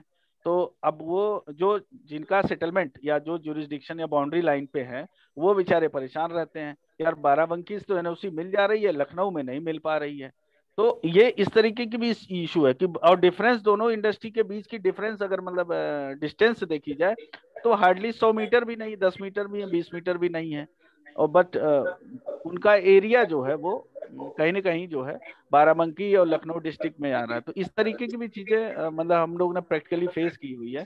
तो इस बारे में भी अगर आप लोग चाहेंगे तो उसको रीमैपिंग के लिए रिक्वेस्ट कर सकते हैं और उसको डिपार्टमेंट फिर उस पर रीअसेसमेंट, क्योंकि ये जो भी चीजें कैटेगराइज हुई हैं, जैसे पहले सर मॉल ब्लॉक था, मॉल पहले ओवर एक्सप्लॉइटेड में आता था, बट नाउ इट इज अभी वो ओवर एक्सप्लॉइटेड नहीं है। ऐसी बहुत सी जगह हैं सर, तो उनको हम रीमैपिंग के थ्रू मतलब रीअसेसमेंट के थ्रू मतलब रिक्वेस्ट करेंगे तो वो डिपार्टमेंट उनको फिर चेंज कर देता है और करता भी है। इसमें शशांक जी ऐसा है ना, there are certain procedural problems. Sir सबसे पहले मनमोहन जी ने जैसे इंगित किया था कि लोकल डिस्ट्रिक्ट लेवल पे अथॉरिटीज बनाने की बात की, वो अभी तक नहीं हुई। हमें उसके लिए भी कहना पड़ेगा मनमोहन जी। जी तो आपने डिक्लेयर किया था वो अभी तक फंक्शनिंग में नहीं है, तो इसे जल्द से जल्द करा जाए, जब भी हम उन लोगों तक बात पहुंचा पाएंगे। जैसे अभी सहारनपुर की बात आ रही है, क्या आप शशांक जी बता रहे हैं, तो ऐसे ही आपस में कुछ जगह अथॉरिटीज को बनाइए, जिससे हमारी ये कुछ समस्याएं और जो कुछ कंफ्यूजन है वो दूर होता है। डेफिनेटली। बस इसमें एक बात और थी रजत जी, जैसे पहले भी डिस्कस हुआ था हम लोगों के बीच में, ये जो 10 KL की लिमिट रख दी है सर, ये एक बड़ा मतलब एक कंफ्यूजन वो रहेगा बाद में, बल्कि मतलब अथॉरिटीज अगर हमें चेक करने आती हैं, हाउ कैन बी प्रूव कि ये हम 10 KL ही कंज्यूम कर रहे हैं। तो पहले भी बात हुई थी कि अगर अभी क्योंकि रूल्स बन रहे हैं यूपी ग्राउंड वाटर के, हम इसमें 5 HP पंप की अगर साथ में डलवा दें कि which ever is less 10 KL और 5 HP, तो मेरे ख्याल से हम लोगों के यहाँ उस तरह की प्रॉब्लम्स आने की मतलब जो तो हमारे संभावना है गया हुआ है अश्विनी जी ऑलरेडी। हाँ नहीं, गया तो हुआ है, वो सजेशंस भेजे हैं ना, उसमें ऑलरेडी गया वो तो गया हुआ है, लेकिन उसको हमें बहुत मतलब प्रॉम्प्टली उसको वो करना होगा। उसमें अश्विनी जी जो मेरे को एक मतलब फीडबैक आया था उसको लेके, क्योंकि ये हम लोगों ने ये चीज कही थी कि ये this can become a very sensitive point for exploitation. उनके हाथ में एक आ जाता है, एक टूल रहेगा, करेक्ट, तो वो उस को अच्छी तरह से एक्सप्लॉइट करेंगे इस बात को लेके, और फिर वो हम लोग वाटर मीटर लगाएं वो सब। अब फिर वाटर मीटर का क्या है, कभी ज्यादा कभी कम।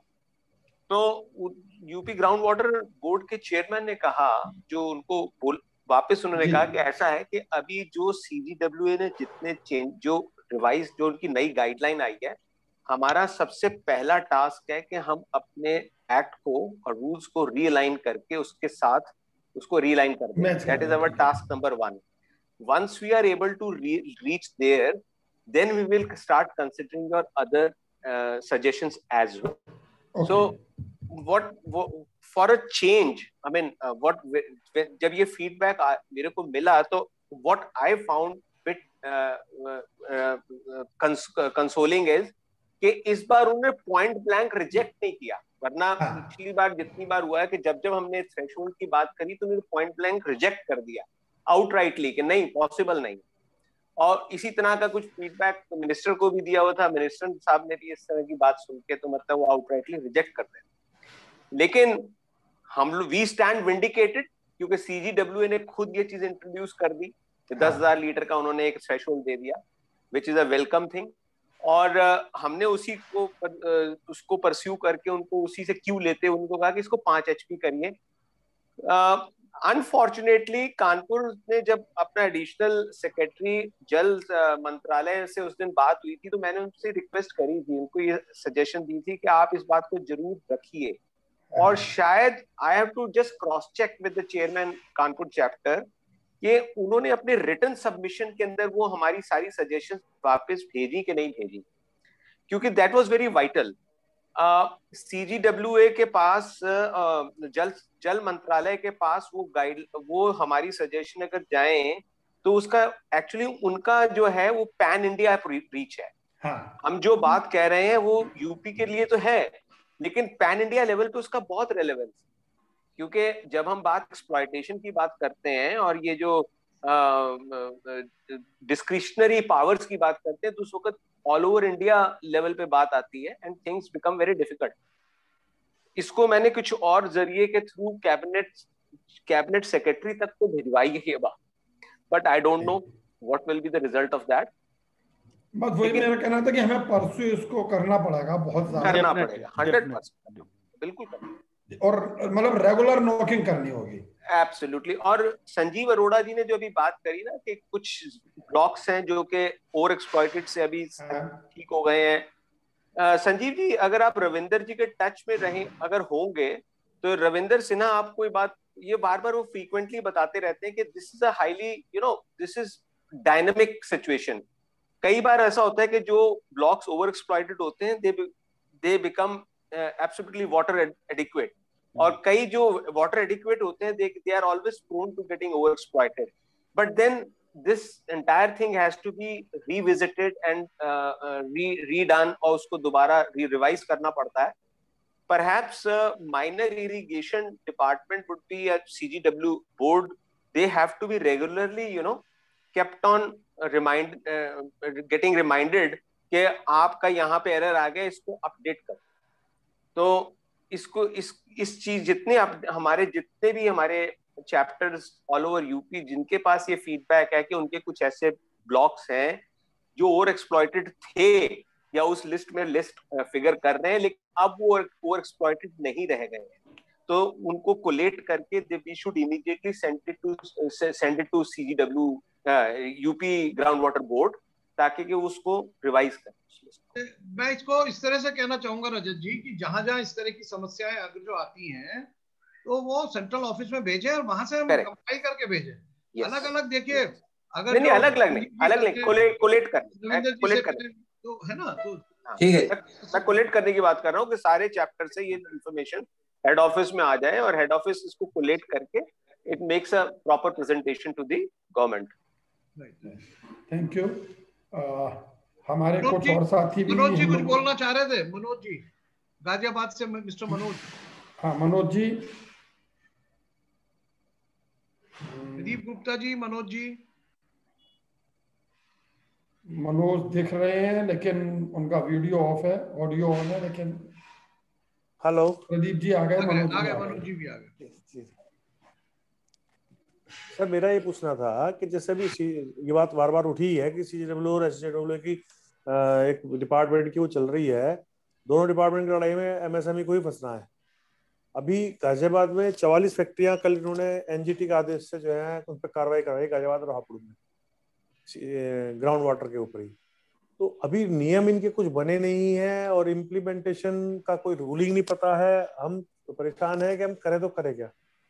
सीडब्ल्यू कहता है कि जी आपको कहीं अप्लाई करने की जरूरत नहीं है, एसडब्ल्यू कहता है कि जी आपको अप्लाई करने की जरूरत है। कोई बोर्ड उनका बना नहीं है अभी, तो किसकी बात माने किसकी नहीं माने। एनजीटी कार्रवाई कर रहा है तो किस बेस पे कर रहा है, ये चीज को समझना चाहते हैं। शशांक जी बताइए प्लीज, आपका अनम्यूट कर दीजिए। सर हम करें। एनजीटी जो है कभी भी ऐसे तो एक दिन में निर्णय नहीं लिया होगा, या कोई ऐसा आदेश का हो सकता है प्रायर कोई मतलब आदेश रहा हो, उसका इम्प्लीमेंटेशन आज की डेट में एडमिनिस्ट्रेशन ने किया होगा। जिस तरीके से आप मतलब ऑनरेबल मेंबर बता रहे हैं, तो बिना उसके डॉक्यूमेंट्स को देखे कि किस कंटेक्स्ट में किया है। रही बात जहां तक एनओसी स्टेट ग्राउंड वाटर से लेने की या सीजीडब्ल्यूए से, उनके आई एम वेरी श्योर कि उनके पास कोई भी एप्लीकेशन तक नहीं रही हो सकता है मिला भी नहीं हो। अगर एप्लीकेशन फाइल हुई होगी तो एनओसी नहीं मिली होगी। तो अगर हुआ है तो अपना रिप्रेजेंटेशन उनको देना पड़ेगा और देकर फिर वो मतलब बच सकते हैं, ऐसा कोई वो नहीं है। प्रदीप जी इसमें 40-44 फैक्ट्री की बात आप कर रहे हैं, जी जी जी, और अगर जो उनपे उन्होंने कोई एक्शन लिया है तो इसको मेरे ख्याल हमें संज्ञान लेना चाहिए। हाँ डेफिनेटली जी। प्रदीप जी हमारे असल में डिविजनल चेयरमैन है वहां के, तो इसलिए मैं चाहूंगा कि पूरे डिवीजन को देखते हैं। हो सकता है 44 गाजियाबाद में हो, कहीं आसपास और भी हो सकती है। गाजियाबाद और हापुड़ में है सर। हाँ, तो इसे आप जरा देख लीजिए, क्योंकि ये it is a very serious matter. कि अगर जो स्टेट गवर्नमेंट एक तरफ कह रही है कि आप एमएस मतलब अब it is state of confusion, जो अभी बात चल रही है वो वही बात हम बार बार कर रहे हैं कि अगर जो वो इस तरह के एक्शन ले रही है तो हमें तुरंत राइटिंग में देना पड़ेगा। जी जी डेफिनेटली तो सर, क्योंकि state are not supposed to take any such action. जब तक कोई चीज पूरी लागू ना हो जाए तो लेना इनके लिए गलत है। वही मैं मेरा रिप्रेजेंटेशन सर सबमिशन ये है कि अपनी तरफ से एक रिप्रेजेंटेशन इस तरीके का सबमिट हो, और एनजीटी में भी एक रिप्रेजेंटेशन जाना चाहिए कि इस तरीके से बायस होके एक तरफा हमारे ऊपर कोई निर्णय लिया गया है। अनटिल एंड अनलेस हमारा कोई मतलब गवर्निंग कोई ऐसी बॉडी नहीं है इस समय एग्जिस्ट कर रही है कि जो हमको तुरंत इस तरीके की चीजें का मतलब भाई हम तो चोर बनना है नहीं, और हमको आप चोर बनाए जा रहे हो, चोर बनाए जा रहे हो। 44 लोगों की लिस्ट भेजिए, हम जल्दी करेंगे। मैं भेज देता हूँ सर। मेरा इस चीज में इसमें एक चीज जी मेरा इसमें एक चीज और पूछना है सर कि जैसे अभी प्रक्रिया है इसकी, मतलब बोर्ड बनने की प्रक्रिया है, तो बोर्ड बनने की प्रक्रिया में क्या ये जो नियम है ये फिलहाल स्थगित रहेगा यहाँ पे, या जैसे ये कार्रवाई यार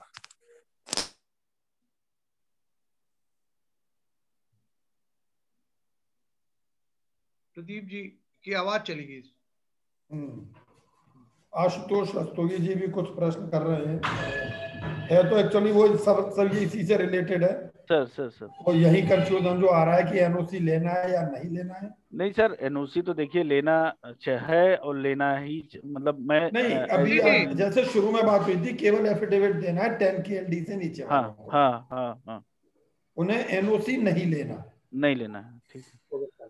वो CGWA ने ये प्रोविजन किया। रस्तोगी जी कुछ पूछना चाह रहे हैं। सर मैं संबल बेस्ड हूँ, मुरादाबाद के पास संबल बेस्ड हूँ सर मैं, और मैं यही जानना चाहता हूँ कि क्या क्लैरिटी है इसके ऊपर, क्योंकि हमने अप्लाई किया था किसी एजेंट के थ्रू CGWA की परमिशन के लिए, पिछले 1 साल पहले से अप्लाई किए हुए हैं, फिर अचानक न्यूज़पेपर में आता है कि MSME को लेने की जरूरत नहीं। मेरी इंडस्ट्री जो है वो मीडियम रेंज में आती है टर्नओवर वाइज, तो मैं इस पे थोड़ा सा स्पष्टीकरण चाहता था। मैंने एक दिन मनमोहन जी को भी फोन किया था लेकिन बात नहीं हो पाई अनफॉर्चुनेटली। तो I just want to know कि क्या क्लैरिटी है सर इस पे। एक्चुअली नेट कनेक्शन की वजह से मैंने थोड़ा लेट ज्वाइन किया था, तो मैं इनिशियल कन्वर्सेशन आप लोगों को सुन नहीं पाया था। तो अगर आप लोग मुझे कुछ गाइड कर सके तो I will feel obliterated. Thank you. Shashank ji please. Sir मैं सबमिशन मेरा ये रहेगा कि एप्लीकेशंस आपने मतलब एक क्वेश्चन है कि आपने CGWA में अप्लाई किया था या स्टेट में? सर CGWA में अप्लाई किया था, लेकिन हमें एजेंट के थ्रू किया था एक्चुअली। हमें आइडिया नहीं था। कोई बात नहीं। एजेंट ने हमसे कहा था कि लेकिन परमिशन आपको लखनऊ से मिलेगी, इससे ज्यादा मुझे अभी आइडिया नहीं है। हमने भी बहुत ज्यादा फॉलो अप नहीं किया जब ये न्यूज़पेपर में आ गया कि MSME को लेने की जरूरत नहीं है। और इतना हमारा कंजम्पशन भी नहीं है, लगभग 5-7 हजार लीटर पर डे का कंजम्पशन है। तो सर उनसे जिस एजेंट ने आपके एप्लीकेशंस को मतलब अप्लाई किया था उससे ID पासवर्ड ले लीजिए, काइंडली शेयर विथ मी, और मैं उसके करंट स्टेटस चेक कर सकता हूँ। या अगर वो नहीं भी बताता है तो आपके पास एक मेल आई होगी CGWA से। अगर आपका रिक्वायरमेंट 10 KL से कम का है तो आपको एक मेल जरूर आई होगी, और उन्होंने आपकी जितनी भी 10 KL से नीचे की एप्लीकेशन थी सबको उन्होंने रिवर्ट बैक कर दिया, मतलब एक तरीके से रिफर्ट बंद कर दिया, क्लोज कर दिया है। शशांक जी इसमें कंफ्यूजन है सर जो 10 KL की वो मिली है हमको छूट, हाँ, वो केवल माइक्रो एंड स्मॉल इंडस्ट्री को मिली है, मीडियम को नहीं मिली है। It's not MSME, it's only micro and small. So if someone is in medium industry, तो उसको NOC लेना होगा। जो 20 जनवरी का यूपी गवर्नमेंट का जो वो आया हुआ है, यूपी गवर्नमेंट। सर इन्होंने सर कंफ्यूजन है, इन्होंने एप्लीकेशन CGWA में डाली है, मैं उस रिगार्डिंग बता रहा था। मिश्रा जी आपका नंबर कहाँ से मिलेगा मेरे को? सर मैंने वैसे शेयर किया है, मेरी बाकी आपकी IA की वेबसाइट पे भी है, नंबर अवेलेबल है, और ओके यहाँ पे भी मेरे ले लीजिएगा रस्तोगी, सेंट्रल ऑफिस से ले लीजिएगा। हाँ नंबर है। Thank you sir, central office से मिल जाएगा नंबर। हाँ संजीव जी कुछ कहना चाह रहे हैं।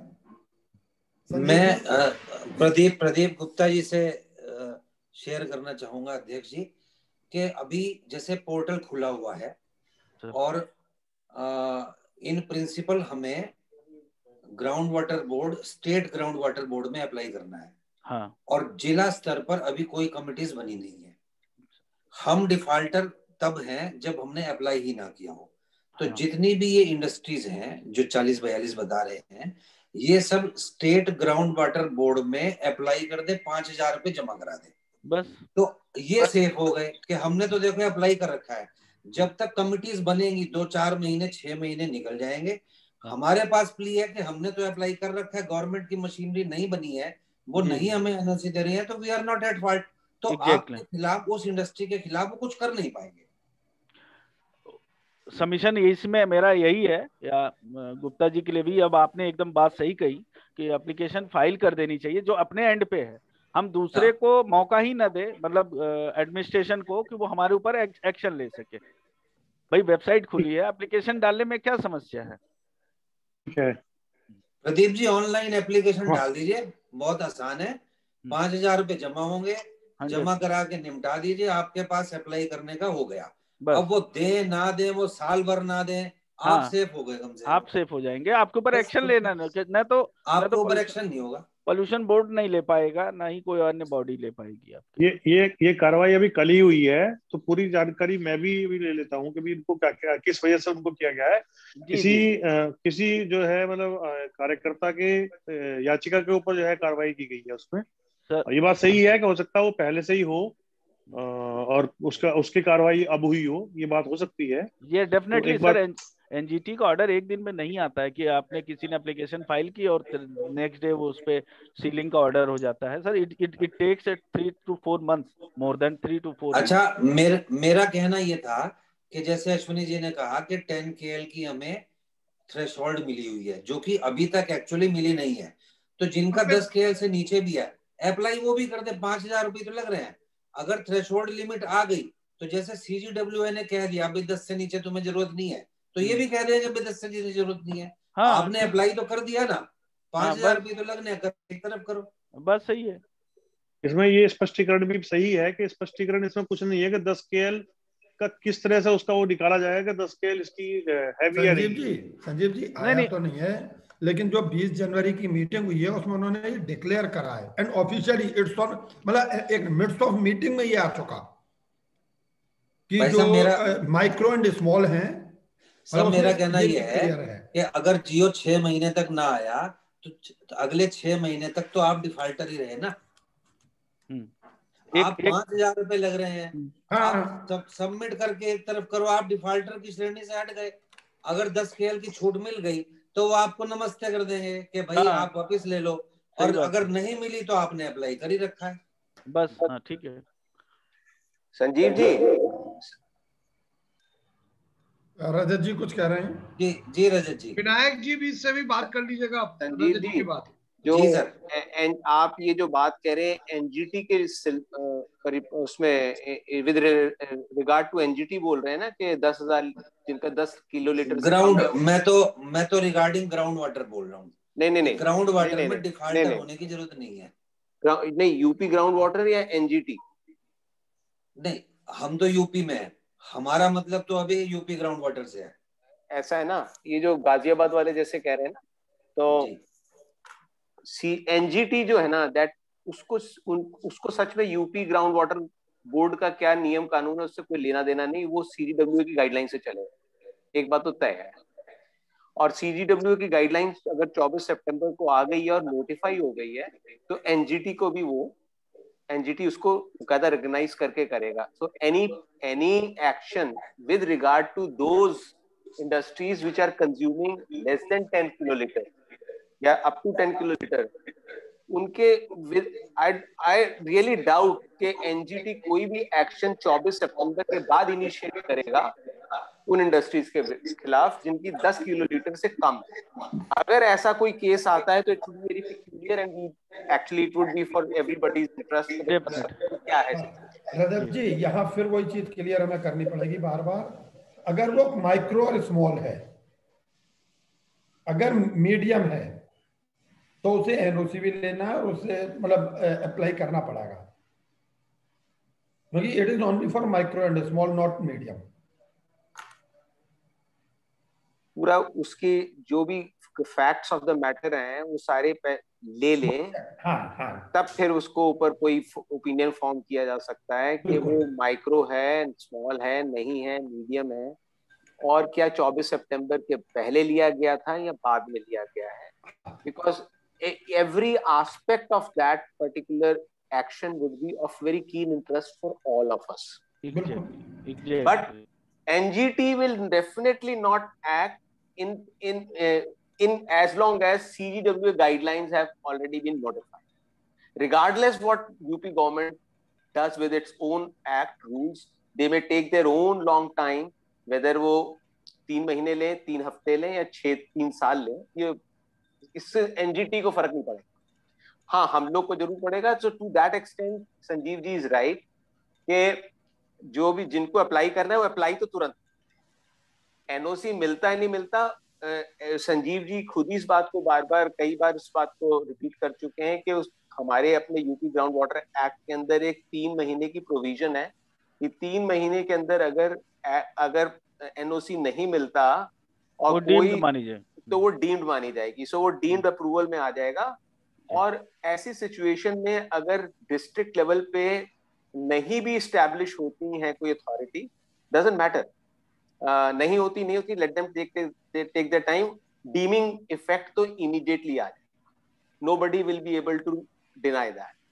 So as far as UP government, UP का जिनको अप्लाई करना है और जो 10 किलोमीटर से ऊपर है, they should immediately do it and then they should wait for their luck कि अगर डीमिंग वाली ट्रिगर कर जाती तो nothing to beat it, अपने आप हो जाएगा, and then you know we can always go back to government कि डीम आपने जब डीम किया है तो क्यों नहीं दोगे, दो उनको, and we can pressurize them कि अगर वो कहते भी हैं कि हम डिस्ट्रिक्ट लेवल अथॉरिटी 6 महीने लग जाते हैं, 8 लग जाते हैं, साल लग जाते हैं, लगने दो, हमारा क्या जा रहा है जी, आप लगाते रहिए। लेकिन डीमिंग एक चीज तो क्लियर हो गई कि जो पोर्टल है, पोर्टल जो है, जो रजिस्ट्रेशन या जो भी हमें एनओसी के लिए करना है, दैट इज वर्किंग, आज की डेट में वो काम कर रहा है, डॉक्टर शशांक का ये कहना है। और दूसरा जो बिल्कुल बात सही कही संजीव जी ने, आपने भी उसको एंडोर्स किया कि हमें अप्लाई कर देना चाहिए, 10 KL से नीचे वाले भी कर दें और ऊपर वालों को तो मैंडेटरी है ही, उनको तो करना ही है हालात में।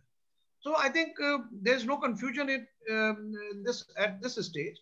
और आगे जो जो चीजें जैसे अभी संज्ञान में आया है कि महीने 2 महीने के अंदर they are going to finalise everything, शायद हमारे फेवर में, MSME के फेवर में, अभी तक तो माइक्रो एंड स्मॉल के फेवर में है। लेकिन रजत जी आपको ध्यान होगा, हमने एक सेंटेंस अलग से बढ़ा के डायरेक्टर साहब की इच्छा अनुसार ही दिया था। He was, लेकिन पता है क्या, वो interestingly what CGAW actually did was कि उन्होंने जो हमारे जो यूपी से जो जॉइंट रीजनल डायरेक्टर थे, उन्होंने तो ये बात बोली थी, और उसकी इमीडिएटली बाद एक जो गाइडलाइन, जो एक एडवाइजरी जारी हुई थी CGAW से, अपलोड भी हुई थी, उसके अंदर ये बकायदा आ गया था कि micro small should be read as micro small and medium enterprise. Correct. But interestingly that advisory was substituted by another advisory a week later, और उसकी डेट चेंज नहीं करी गई, लेकिन उसके अंदर कई सारी चीजें चेंज करती, उसमें ये पर्टिकुलर क्लॉज विड्रॉ करके 3 क्लॉज और डाल, which in effect made the whole thing little more stringent than the original advisory. तो इस वजह से ऐसा लगता है कि CGWA लेवल के ऊपर या जल मंत्रालय के स्तर के ऊपर कहीं कुछ ऐसा उनकी थिंकिंग आई कि शायद अभी वो मीडियम को नहीं करना चाहते हैं, तो इसके लिए again we'll have to do lot of lobbying, हमारा आज का जो डिस्कशन है उसमें मेरे ख्याल ये निकल के तो काफी कुछ आ रहा है कि हमें अभी स्टडी और करनी पड़ेगी इसकी, और उसमें हमें जो भी हमारे जानकार लोग हैं उनको साथ में सम्मिलित करके ना, फिर एक जो कमेटी हमारी ऑलरेडी फॉर्म्ड है, हमारा ग्रुप फॉर्म है, जो उसके शर्मा जी हमारे शायद इसके वो हैं चेयरमैन, आज दिखाई नहीं दे रहे, तो शर्मा जी हो या और साथ में और लोग भी हो जाएं, तो इसको स्टडी करके अब फिर इसमें और दोबारा से रिप्रेजेंटेशन जो हमने पहले किया था उसको रिवाइज करके भेजना चाहिए। मनोज जी कुछ कहना चाहते हैं? और विनायक जी बोले। हाँ नमस्ते सर, धन्यवाद मेरी बात रखने के लिए, आपने समय दिया। दरअसल मैं सिकंदराबाद इंडस्ट्रियल एरिया में हमारा फैक्ट्री है, और ये जो मैं सवाल पूछने जा रहा हूँ ये सिर्फ हमारे रिलेटेड नहीं है, बट इस कैटेगरी में लगभग 8 से 10 कंपनियां हैं बड़ी बड़ी। तो दिक्कत ये है कि हम CGWA के NOC के लिए 2017 से फॉलोअप कर रहे हैं, 2017 से केस फॉलोअप करके 2018 में CGWB लखनऊ ने हमारा केस प्रपोज कर दिया CGWA को, तब से पेंडिंग रहा, हम फॉलोअप करते रहे, रिकमेंडेशन हमारी लखनऊ से जा चुकी थी CGWA, तभी भी NGT की होल्ड के वजह से नहीं मिला। अब स्टेट गवर्नमेंट का पोर्टल बन चुका है, हमने उसमें भी अप्लाई किया है, 4 नंबर की हमारी एप्लीकेशन है। उसके बाद में हमने उसका बीच में वो पैसे भरने की दिक्कत थी, हमने पैसे भी, फिर वो प्रॉब्लम सॉल्व हुआ, फिर पैसे भी, चालान भी जनरेट किए। उसके बाद में एक बार हमारा रिजेक्शन लगा जिसके में लिखा था कि चालान फीस और आपका परिचय पत्र बराबर नहीं है। मैंने पर्सनली CDO ऑफिस में जाके दिखाया कि ये चालान कॉपी है, हमने अपलोड की है, फिर मैंने वेबसाइट पे उसको वापस से अपलोड किया, अब जाके वापस से उसके ऊपर रिजेक्शन लगा है कि आपका वही जो 4-5 कॉमन चीजें है कि चलान फीस भरी नहीं है, एक्सेट्रा एक्सेट्रा। ये प्रॉब्लम सिर्फ यूपी ट्विगा फाइबर ग्लास को नहीं आ रही है, 5-6 बड़ी बड़ी कंपनियां हैं, कजारिया है, ओरिएंट है, सभी इस श्रेणी में है। हम सब सीडीओ साहब से जाके मिले हैं। अब दिक्कत ये है सर, सिस्टम पे ये दिखाता है पेंडिंग, हमने अप्लाई कर दिया है, फीस भर दी है, सब कुछ कर दिया है और 2017 से फॉलो अप कर रहे हैं। हमारा एरिया जो है ओवर एक्सप्लॉइटेड में आता है। हमने सब फॉलो अप करके सब रखने के बाद में भी वो सिस्टम पे रिजेक्ट स्टेटस दिखा रहा है। शशांक जी। सर अब ये तो थोड़ा सा अगर स्टडी करने का मौका मिलता तो बेहतर होता। पर्टिकुलर केस जितना आप बता रहे हैं, मतलब मैं समझ सकता हूँ काफी आप परेशान हैं, मतलब इस चीज को लेके, एनओसी को लेके। सीजीडब्ल्यूए ने आपकी की एप्लीकेशन को क्या मतलब रिजेक्ट कर दिया है या नहीं, अभी सीजीडब्ल्यूए ने हमारी एप्लीकेशन कहीं से रिजेक्ट नहीं हुई। सीजीडब्ल्यूए के पास पेंडिंग रही 2018 से 2020। 2018 में सीजीडब्ल्यूबी लखनऊ ने रिकमेंड किया था, सीजीडब्ल्यूए दिल्ली में। दिल्ली में मैं लगभग 2 साल फॉलो अप किया हूँ। एनजीटी की वजह से होल्ड में था वो। हाँ वो एक्ट में, हाँ ठीक है। अब दरअसल दिक्कत ये है सर कि हमने इसके ऊपर पर्सनली आईआईटी दिल्ली से स्टडी भी करवाया है कि वाटर लेवल क्या है, वाटर लेवल डिप्लीट नहीं हो रहा है। और नागाड़ी कंसल्टेंट जो one of the reputed consultant है, उसकी भी रिपोर्ट है। उद्योग बंधु की मीटिंग में भी हम डीएम साहब से, जीएम डीआईसी है या डीएम साहब से ये रेगुलर मुद्दा उठाते रहे हैं कि और एक्सप्लॉइटेड कैटेगरी में है। हमारी कंपनी में खुद 3 रेन वाटर हार्वेस्टिंग के पिट भी है लगे हुए। हमने पॉन्ड भी अडॉप्ट कर चुके हैं। We are doing all the compliances.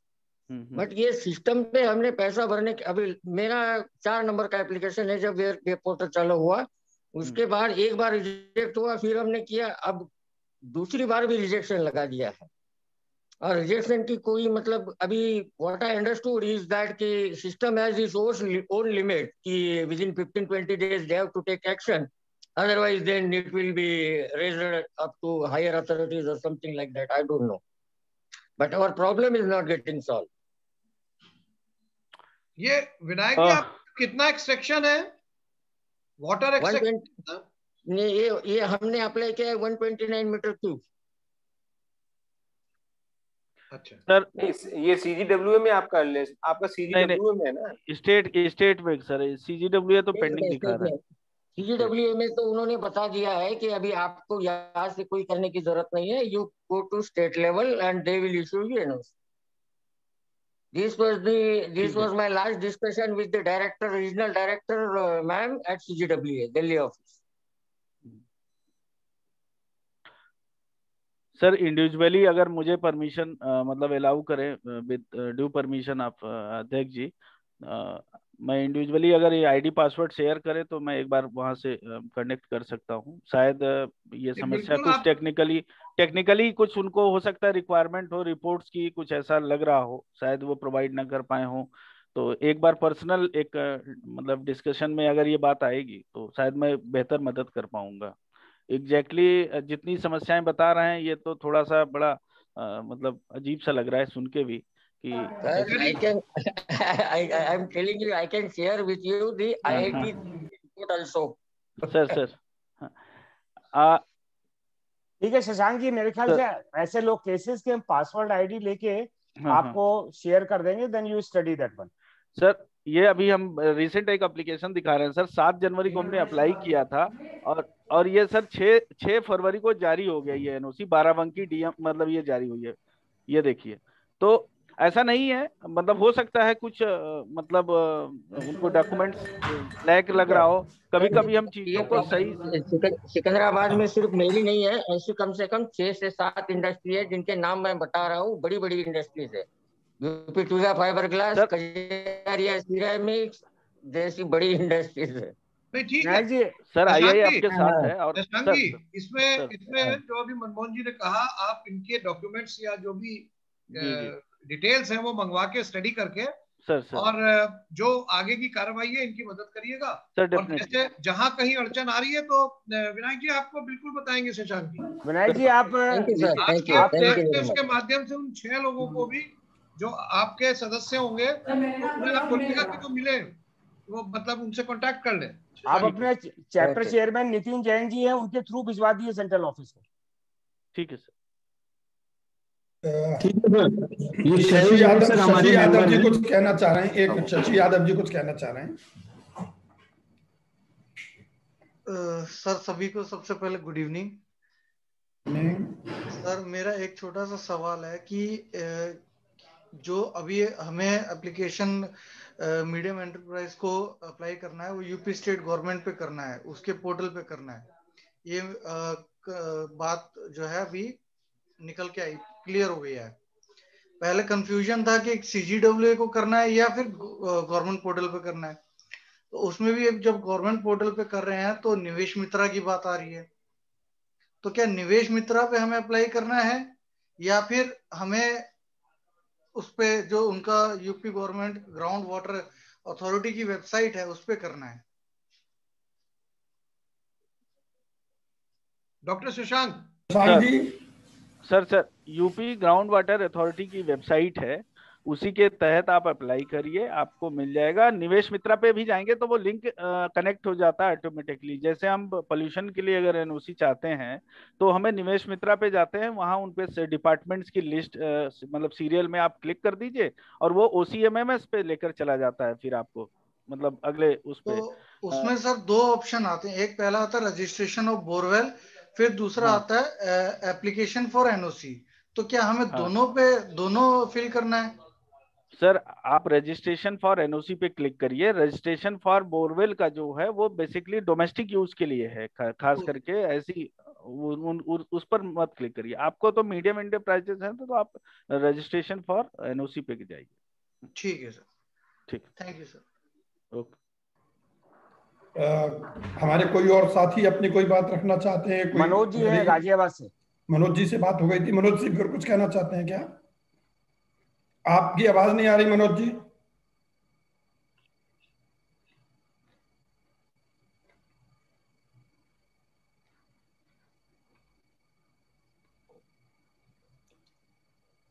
बोलिए मनोज जी, बोलिए। नहीं, आवाज नहीं आ रही। आवाज नहीं आ रही आपकी। जी एक बार आप म्यूट करके अनम्यूट कर लीजिए। हाँ, अब अनम्यूट करिए, अब बोलिए। सॉरी मनोज जी, आपकी आवाज नहीं आ पा रही। आपकी आवाज नहीं आ रही मनोज। माइक कुछ गड़बड़ होगा शायद। दीपक जी कुछ कहना चाह रहे हैं। दीपक बजाज जी। हाँ बजाज जी आई। नमस्कार, आप सभी को नमस्कार। मैं ये कहना चाह रहा हूँ कि जल संरक्षण पे जो आज की परिचर्चा है निश्चित रूप से बहुत ही अच्छी है हम उद्यमियों के लिए। क्या बोरवेल जो है आने वाले समय में हम लोग के यहाँ जैसे आज कोई बोरवेल पे रिस्ट्रिक्शन नहीं है, तो आने वाले समय में क्या बोरवेल पे रिस्ट्रिक्शन भी कोई आ सकता है क्या, या हम लोग को और करा लेना चाहिए ये सोच करके कि आने वाले समय में रिस्ट्रिक्शन आ सकते हैं? पानी के ऊपर डिपेंड करेगा, कितना पानी बचेगा धरती के नीचे, ये गवर्नमेंट उसी के हिसाब से निर्णय लेगी। दीपक जी 2-4 बोरवेल करा के रखिए, कभी कभी कब काम आए। हाँ, इसीलिए हम लोग के यहाँ तो सर वाटर लेवल 20 फीट पे है। हाँ, इसीलिए तो करा के रख लीजिए, पता नहीं कब डाउन हो जाए वाटर लेवल। बहुत दिनों बाद आप सबको देखना बहुत अच्छा लगा। सर आप तो गंगा के किनारे रह रहे हैं इसलिए पानी की बात आप छोड़ दिए। और आपके तो मोदी जी की कृपा है, आपके बनारस के ऊपर तो। हाँ, तो बस आपको क्या चिंता करनी। बिल्कुल है जी। नहीं, इन्होंने बात करी बोरवेल की कि वो जरा बताइए क्या कह रहे हैं आप कि बोरवेल के लिए रिस्ट्रिक्शन क्या है? आपका कौन सा घर डोमेस्टिक बोरवेल की बात कर रहे हैं आप? नहीं, इंडस्ट्रियल में जैसे 8 इंची के जो बोरवेल हैं, तो प्राय हम लोग की इंडस्ट्री में तो वाटर का कंजम्पशन ज्यादा है रोलर फ्लोर मिलों में, तो वैसे भी हम लोग की इंडस्ट्री में 3-3 बोरवेल रहते हैं। लेकिन मेरा मजाक ही से, लेकिन मेरा पूछने का पर्पज ये था कि अगर आने वाले टाइम में अगर बोरवेल पे रिस्ट्रिक्शन आते हैं तो उसके तहत क्या पहले ही करा लेना चाहिए क्या आदमी? अगर डार्क जोन में जाता है कोई भी एरिया तो वहां रेस्ट्रिक्शंस अभी भी आ रहे हैं। जैसे डार्क जोन में नई इंडस्ट्री को भी परमिशन नहीं मिल रही बोरवेल कराने की। तो इट डिपेंड्स कि हमारी जो इंडस्ट्री है वो किस एरिया में है। और अगर डार्क एरिया है तो परमिशन नहीं मिलेगी, या अगर आपको ऐसा लगता है कि 2-4 साल में नहीं अश्विनी जी, वो 8 इंच का बोरवेल बता रहे हैं, बात को समझिए। 8 इंच का उनका बोरवेल है और भी कराना चाह रहे हैं, और ये 10,000 लीटर से कहीं ऊपर का इनका एक्सपेंशन होगा पर बोरवेल। तो वो तो उन्हें permission per hour 15,000 litre per hour 15,000 litre. वो तो मैं समझ गया रजत जी, मतलब वो तो उन्हें जो प्रोसेस करना होगा वो तो सब करना ही होगा। नहीं वो कह रहे, आपका म्यूट हो गया रजत जी, आपका म्यूट हो गया आपका, पता नहीं बार बार म्यूट कर देता है। नहीं अपने आप हो रहा कर कोई नहीं। अच्छा एनीवे, आपका भाई साहब आपके 3 बोरवेल है, तीनों पे आपको लेना है अपना NOC. 15 kilo litre per hour की आप एक्सट्रैक्शन कर रहे हो, तीनों पे लेना है आपको। इतनी देर से यही तो बात चल रही है। नहीं वो तो ले नहीं है रजत जी, इनका प्रश्न कुछ और था। इन फ्यूचर की उनका प्रश्न ये था कि कहीं ऐसा तो नहीं फ्यूचर में बोरवेल कराने पर ही रेस्ट्रिक्शन लग जाए, तो प्रिकॉशनरी क्या हम 2-4 बोरवेल अभी से करा के रख लें। It was his basic question. आपकी वो एनओसी से रिलेटेड नहीं था, आप पे तो ऑलरेडी आपने ले रखा होगा, एनओसी तो करा लिया होगा आपने। जैसे जितने भी हमारे यहाँ पेपर वाले रोलिंग वाले हैं सबके ऑलरेडी हैं वो सारे फॉर्मेलिटीज कंप्लीट हैं, वो तो पहले से ही चल रही हैं आप लोगों की। तो नहीं तो सर अगर ये बोरवेल की संख्या बढ़ाएंगे तो फिर एनओसी के लिए जाना पड़ेगा। उसका अलग से एनओसी लेनी पड़ेगी। वो तो अगर आपने 3 की जगह 5 कर लिए तो 5 की लेनी पड़ेगी आपको। हाँ फिर से। लेकिन अभी प्रैक्टिकल में होता क्या है कि अगर 3 है तो 3 की जगह 1 की ले लेते हैं, मतलब अभी जो प्रैक्टिकल। अरे सर ऑनलाइन ना कहिए ये बात। कोई और सुनेगा। अगर आपको राज रहने दो। ऑनलाइन या ऑफलाइन, अगर आप ये बात कह रहे हैं, अगर आपके 3 हैं तो जो पैनल एक्शन देखिए, अभी पहले उन्होंने शशांक जी ने पेनल्टी की बात करी थी। हाँ जी सर, 2 लाख रुपए की पेनल्टी है पहली बार। प्रावधान जो है इसमें बहुत स्टिफ है, पहली बार है ये 2 लाख, दूसरी बार तो कुछ और है। जी और ये प्रोग्रेसिवली बढ़ रहा है। Don't take this thing lightly. ये हंसी मजाक वाली बात ही नहीं है कि आप 3 है आपने 1 ले लिया, 2 छुपा लिए, छुपाएंगे कहाँ जाके? कल को अगर कहीं खुल गया मामला तो सारा काम हो जाएगा एक ही बार। तो जितना छुपा के बचाए हैं तो सब निकल आएगा सर। हाँ, इसलिए better be very serious about whatever you are doing. And आपके लिए अच्छा ये होगा कि वो जो एक्ट है और उसके जो नियम है उनको बकायदा अपने पास ला के पढ़ लीजिए, अच्छी तरह समझ लीजिए, उसके बाद आप इस चीज के ऊपर विचार मंथन कीजिए, क्योंकि यू आर इन यार रजत जी इतना मत डराओ यार, हमारे दीपक तो मंडे को ट्रांसफर होगा, अभी इतना मत डराओ, इस कर लेंगे। आप गंगा से दीपक जी, आप गंगा जी से डायरेक्ट पाइपलाइन काहे नहीं डलवा लेते हो? आपको जरूरत नहीं बोरवेल नहर का खिंचवा लीजिए। चलिए साहब, बड़ा अच्छा लगा। मेरा दीपक जी, मेरा बिल्कुल मेरा कतई मतलब नहीं था आपको डराने का। और अगर ऐसा कुछ भी मेरे तरफ से इस तरह की कोई भी बात हुई है तो आई अपोलोजाइज फॉर दैट। मैंने तो खाली I thought it is in the lighter mode, Rajat ji, in the interest of our member that he is not allowed to get misguided under any circumstances, because in the case of adverse event he would immediately come back giving 101 abuses to association के मुझे गलत guide किया। Exactly sir. और अश्विनी जी, अध्यक्ष जी, मेरे ख्याल से हमारे लगभग सारे मेंबर्स की जो क्वेरीज थी, जो क्वेश्चंस थे, हम लोग अच्छे डिस्कशन कर चुके हैं और बात पूरी हो चुकी है। अगर कोई और कुछ कहना चाहें अभी भी एक बार, वरना टाइम भी काफी हो चुका है। बस मैं तो एक चीज कहना, शशांक शेखर का बहुत बहुत एक तो धन्यवाद, बहुत आभार कि आपने बड़े अच्छी तरह से प्रेजेंट किया, हमारी कुछ शंकाएं दूर करी। लेकिन साथ साथ एक जिम्मेदारी के रूप में एक रिक्वेस्ट करूंगा कि इसके लिए एक अच्छे सजेशंस का पेपर और आप भी तैयार कर लीजिए, जो हम लोगों ने किया हुआ है जी जी वो आप तक पहुंचा दिया जाएगा, मनमोहन जी आपको दे देंगे। और उसी में क्या और आप ऐड करना चाहते हैं, क्या उसके अंदर और सजेशंस इनपुट्स डालना चाहते हैं तो उसको अगर जो आप देंगे तो हम सरकार तक भी पहुंचाएंगे। और हम लोग आपस में भी डिस्कशन जैसा कि अक्सर करते रहते हैं इस ये, क्योंकि बहुत ही एक गंभीर विषय है और इसकी गंभीरता लोगों को अब समझ में आने लगी है। देखिए गाजियाबाद में जैसे कि ये हुआ 42 लोगों पे, चाहे वो कारण कुछ भी हो, लेकिन जो गवर्नमेंट है या एडमिनिस्ट्रेशन है वो एक्शन मोड में है और गलत चीजों पे वो ज्यादा जल्दी एक्शन लेते हैं। वो ना रूल पढ़ेंगे, ना उसके रेगुलेशंस देखेंगे, ना उसकी कार्यप्रणाली को देखेंगे, वो सीधा उद्यमी के ऊपर चढ़ जाते हैं। तो इसलिए हमें सजेशंस भी देने चाहिए और बहुत अच्छे अच्छे सजेशंस हमारे आए भी हैं, क्योंकि हमें अप्लाई जरूर कर देना चाहिए। मेरा भी पर्सनली यही एक कहना है कि जब हमें 5,000 रुपए की फीस है और उसमें मेरे ख्याल ऐसी मुझे जो आप लोगों ने दिखाई है, आपने दिखाई है, उसके अंदर बहुत ज्यादा इन्फॉर्मेशन भी नहीं है, बहुत ज्यादा नहीं, कुछ नहीं। अगर जो इन्फॉर्मेशन कम भी गई तो वो रिजेक्ट तो नहीं करेंगे। मैं नहीं सर, ऐसा नहीं है, आपसे क्वेरी होगी वो उसकी रिप्लाई। हाँ जी। तो इस अपॉर्चुनिटी को हमें मिस नहीं करना चाहिए। और दूसरी चीज ये है, हो सकता है अब परसुएशन हम करेंगे, जल्दी से जल्दी वो लोग इसको फाइनल भी कर दें, नियमावली पूरी बना दें, गाइडलाइंस बना दें, तो सब लोग हम लोग मिलके आपको सपोर्ट करेंगे उस पेपर बनाने में। और मनमोहन जी तो इज इन योर टच, तो वो तो बिल्कुल आपको फीडबैक अपना पूरा देते ही रहेंगे। जी जी। तो मैं तो यही चाहता हूँ कि इसी तरह से डिस्कशन होके जो क्लियरिटी है वो हमारे सारे साथियों के सामने आती रहे। और रजत जी हमारे एक्सपर्ट हैं, इसमें कोई शक नहीं, and he has lot of information from government side also.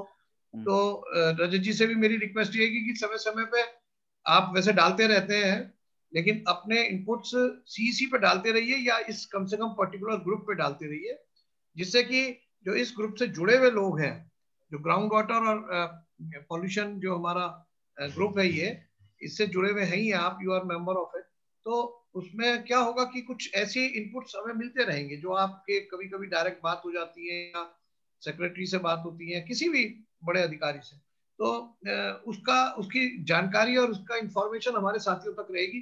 देखिए अवेयर होना बहुत जरूरी है। चाहे हम लोग, अब जैसे अभी बात आ रही थी गाजियाबाद में बहुत सारी चीजें हो रही हैं, ये तो एक पैनिक सा वहां पे क्रिएट हो जाता है, वो उससे हमें बचना पड़ेगा।